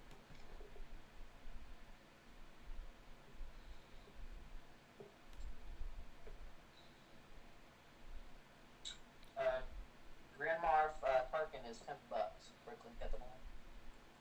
The one from the Death Star? Yeah. That's actually not bad. It's kind of an expensive set and he's exclusive to it. Yeah. I don't know if really that makes fun of it. Oh well. You want to talk about annoying characters? How about Zero the Hutt and Sice Snoodle? Exactly. Why does no one talk about it's like all the biggest Clone Wars fans conveniently try not to bring up those characters, and I don't understand because they're awful. They had a whole 3 episodes for them. They too. did. Oh, and they're so annoying. How do Trace and Rafa get so much flack, but people don't still talk about Sice Noodles and Zero the Hutt? It says Trace is set up as a naive character who doesn't even know how to survive in level 1313 of Coruscant, even though she's an orphan who lived with her sister in terrible conditions. I mean, she's not naive. I wouldn't describe her character as naive. Like, clearly she's been fine if she's survived up to this point. Like, she's good at fixing ships. Like, I think the point is she's still, like, a kid, right? She's not that old.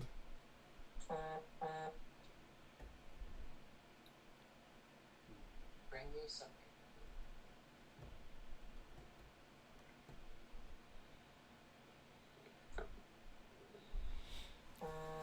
So we are done with Yeah, someone's phone is freaking out.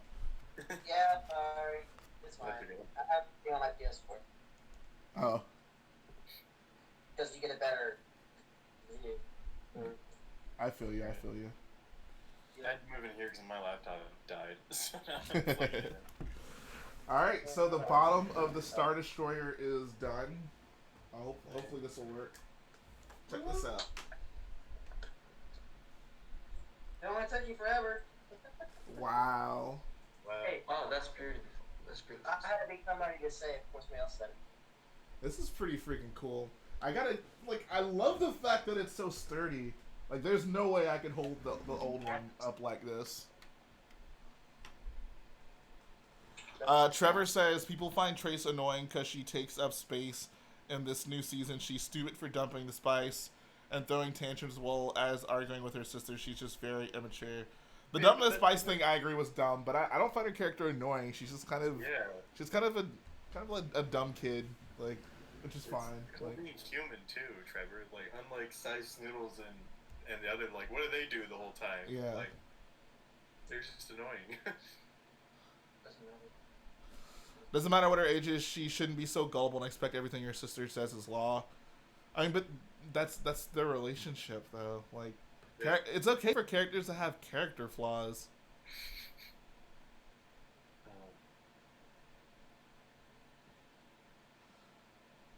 I like Xavier's comment.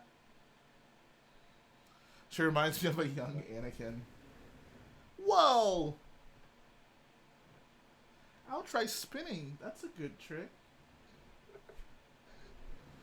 I don't know. I think those characters are fine. They're like, they're no more annoying than any other Clone Wars character. Like they're just normal, I'd say. Except for Fox. Oh, yeah, Fox is detestable. But Commander Fox, Oh, the traitor. right. I don't know. I don't have a huge problem with either of those characters. I mean, what's his name? No, was it Lux Monteri was pretty stupid, but people don't give him. I don't see people complaining about him. Yeah, I don't know. Star Wars fans are weird, man. I mean, I want to say it, but I don't think I should go there. There seems to there's I've been thinking. yeah, like there's a common theme here. I'm not gonna go there, but I'm just saying. I know. I was gonna say like the other two are aliens, and they're not. You know. Yeah. Yeah.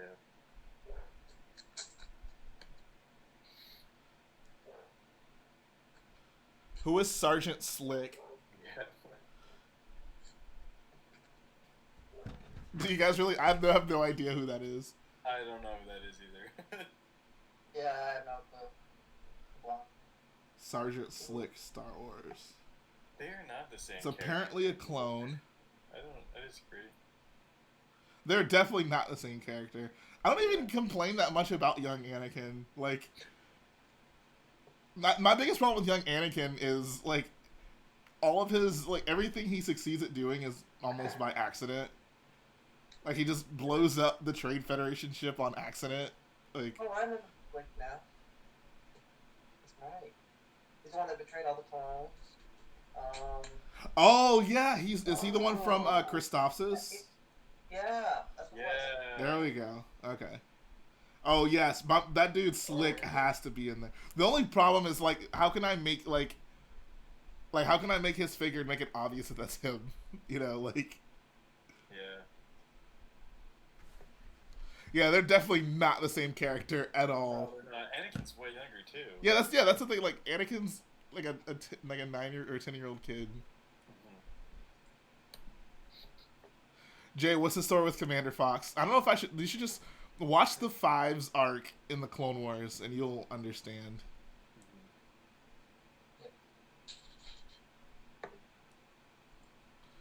I think part of the problem is people just want to complain because it's Disney. If Disney made it, people is that really a thing now? Like people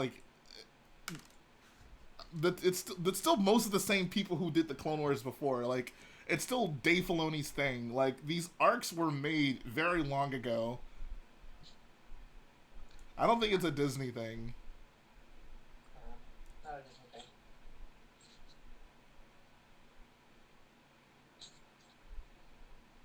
So who do we hate more, Sergeant Slick or Fox? Fox. Because Slick didn't, you know, Fox. take He didn't shoot one of his brothers. AJ, I modified my Lego Star Destroyers and my Lego Superstar Destroyer to be a Zeiston class. How did you do it with the Superstar Destroyer? Did you just add red stripes and a gun to it? Sergeant Slick. All the chats, so it looks like we got 2 Slicks, we got a Fox. Yeah. Most of the Slick is all Sarah Valentine. It's just yeah, I try. It's still 2 Slicks, but Sarah Valentine Bode. Zandy says whenever Trey succeeds, it's also by accident. She only manages to escape the Pike Syndicate the first time because she miraculously steals a blast. If she stole a blaster, that's not by accident. She didn't press a button oh, let's see what this does, and everyone around her died. It's just not the same thing. I'm sorry. Please stop spamming slick. Oh my god. We get it. You gonna find out. We get it. We get it. We get it. I love that name, Public Enemy #1. That's hilarious. Man, I kind of want to buy another one of these, but I know I shouldn't. I'll take it. I don't know, dude. Trace is a lot of things, but her character is not the same as Episode 1 Anakin. Yeah. I don't know why Episode 1 Anakin is even like the argument here, because I don't find that character that annoying. Like Jar Jar is by far the most annoying part of Episode 1. At least they have a decent plot behind. At least you know where they come from. You know why they hate the Jedi. You know that's a big misunderstanding. But then again, I don't know. This seems like a pretty standard Clone Wars arc. Like, Sir steals your 1x2s. Why specifically 1x2s is my question. How do you guys come up with these names? I swear. You better watch your 1x2s. That's so random. Oh my god. random and clever.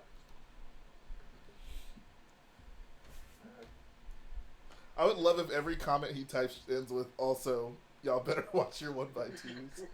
I hope so. That'd be great. This is a good looking ship.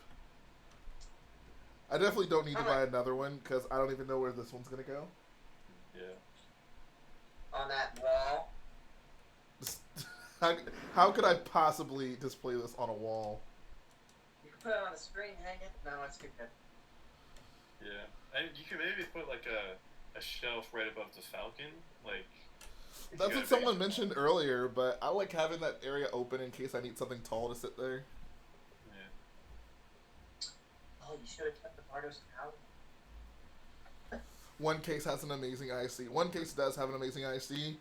I still want to build Charles Anderson's ISD. The thing is, it's literally like 5 feet long. Like, it's insane.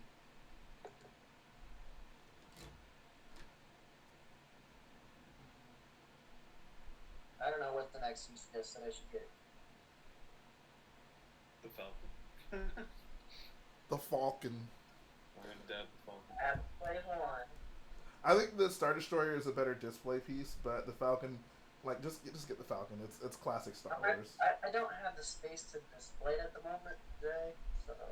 Bro, just keep it in a box until you do. You wait for the gunship when that comes out. Boo, boo, gunship. I Xavier says, I'd love to build the First Order Star Destroyer on Brickfield's website. I know, right? That thing is great. Like, as much as I'd like to, I kind of want to build a custom. Because I started one a while back that I just never made any significant progress on.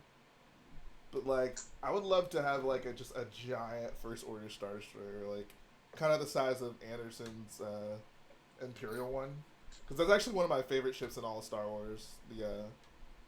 The First Order Star Destroyer. Great looking vehicle. If I don't do that, though, I'd totally build the Commander Star and First Order Star Destroyer at some point. And it's still Nebulon gang till I die. Yeah, I was also. I hope all you gunship gangers are happy with your oversized gunship. I'm still gonna get the gunship, but I wanted the frigate. Yeah. It's my sister's favorite ship from Star Wars, actually. She's always like, oh, the medical ship, oh my god. And then I showed her about, like, told her about this boat. She's like, oh my god. And then it lost, and she was sad. We'll never get the frigate. Because it's all your faults. I don't want to hear any of you ever complain about, oh, it's just another remake. You did this. Mm-hmm. You did this to yourselves. It's all Gunship Gang's fault. Is it really critical? And he never listens. Exactly. He doesn't understand. As much as I love David, I think it was very irresponsible for him to make a gunship support video. A person of his status should not be putting such poison out there.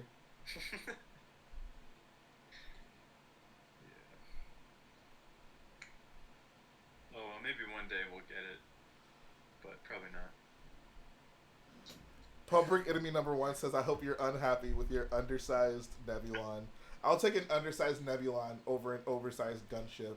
5 out of 5. Like, this is an undersized Star Destroyer right here, and it's just fine. I second that.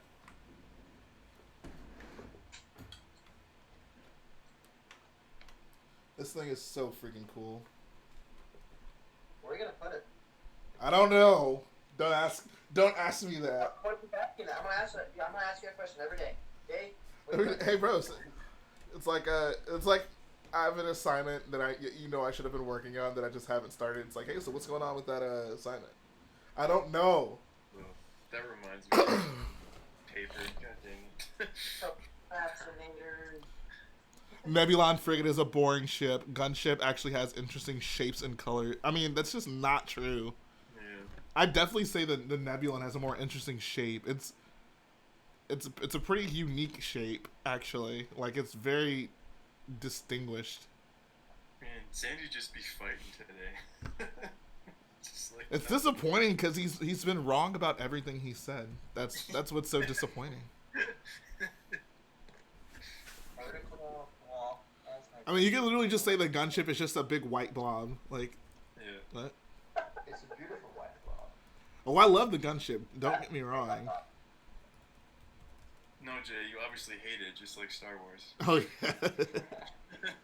No, the Nebulon was definitely the way to go. There's colors in it too. There's probably more colors on the Nebulon than the gunship, if I'm being honest. I gotta check up on that. I have mixed feelings about that. It's great. If you actually look at it, there's more like on the front section. There's actually like a significant amount of colors on like the I don't even know how to describe it, but it's more complex than you think it is. And also, it's not just a blob. Like I said, like it's a pretty They were more complex unique shape. design than the gunship, yeah. Oh, absolutely. Very unique. Yeah. Also, not to mention, we've gotten 3 gunships. I think that needs to be stated here. Yeah. We've gotten plenty. We've gotten 20 sand speeders. Shout out to Andrew Firebud for the subscription. General Kanoa, I'm working on a new 501st song, so stay tuned for that. I'm still working on my Rich Boy J intro as well. Stay tuned for Yeah, that. guys, please send me intros. I would certainly appreciate it. It's gonna take a while, but I'm gonna do it. Working on it. Looking forward to it. I appreciate that. Oh, yeah. I mean, I like the one Jay has put. I've now caught up to most of his videos. I'm at the point where I understand when he changed his intro. I'm like, oh, yeah, that's Jay. Now I really understand why you don't like it so much. Yeah. The funniest thing about the intro is when people don't understand like how it started. Like I saw so many people ask me like, "Oh, when are you gonna update your intro to have episode 9?" And it's like, no, like that's literally the point. Yeah, it's funny. Dude, it's just that comment on one of your videos is like, "Oh, that intro makes me cringe." I'm like, "What? Get out of here!" I don't like. You must be my the only response I can have to that is you must be fun at parties. Like, Yeah, right.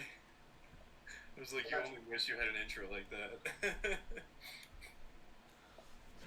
Trevor says you guys should have waited to see to get a playset of the gunship. That would have been more affordable and a better. Exactly. Like half the kids who are like, "Oh, I want a UCS gunship," aren't gonna be able to afford it. Like, that's the funniest part of all of this. Don't make mom and dad go buy it either.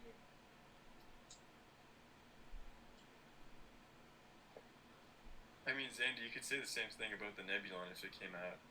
You know? Like, Yeah, that's the thing. Like your arguments literally go both ways. Zandy's just off on his argument game today. Jay, why did you decide to call yourself Rich Boy? This is a story I haven't told in a while. This is a so this is the channel I've made. I made this channel in '07, so I was like 12 or 13, and my favorite rapper at the time was named Rich Boy. So I just took the first four letters of my actual name and added Rich Boy to it because he was my favorite rapper. Like, that's literally just it.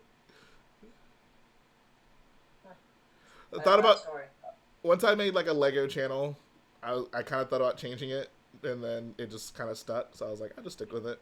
I like it. It had a really old channel too. That Yeah. a long time ago. Monster Mutt videos peak content. Yes, it is. There we go, Danny. You're earning your title back.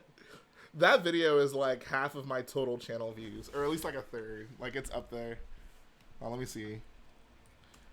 So steal your 1x2s. I'll sell a few of my, in quotation marks, 1x2s and buy the gunship. Are we still talking about Lego here? Oh boy, I think we're going too far in a few places. Yeah, like half of my views come from that monster truck video. Wow. My 1x2s. How many 1x2s would you need to sell to get the UCS gunship? Shout out to Fishy Fishy. Welcome to the channel. I'll slowly redeem myself if necessary. I must show that I have great opinions. I don't know, bro. Stop hating on my girl Trace and my girl Rafa. We should have him in Starkiller for sure. Oh yes, I should have them doing like the coolest thing ever. Testing out that spice. Ooh. Yes. They'd be like much older by that. They'd have like, I think Rafa might actually have like gray hair by that time. Yes. She gonna look like a Soga. Yep. The older stuff. How many? I gotta help my mom with groceries and stuff. But thanks for having me. It was a great time. Yeah, for sure. Take care. I'm actually probably gonna go ahead and end the stream here.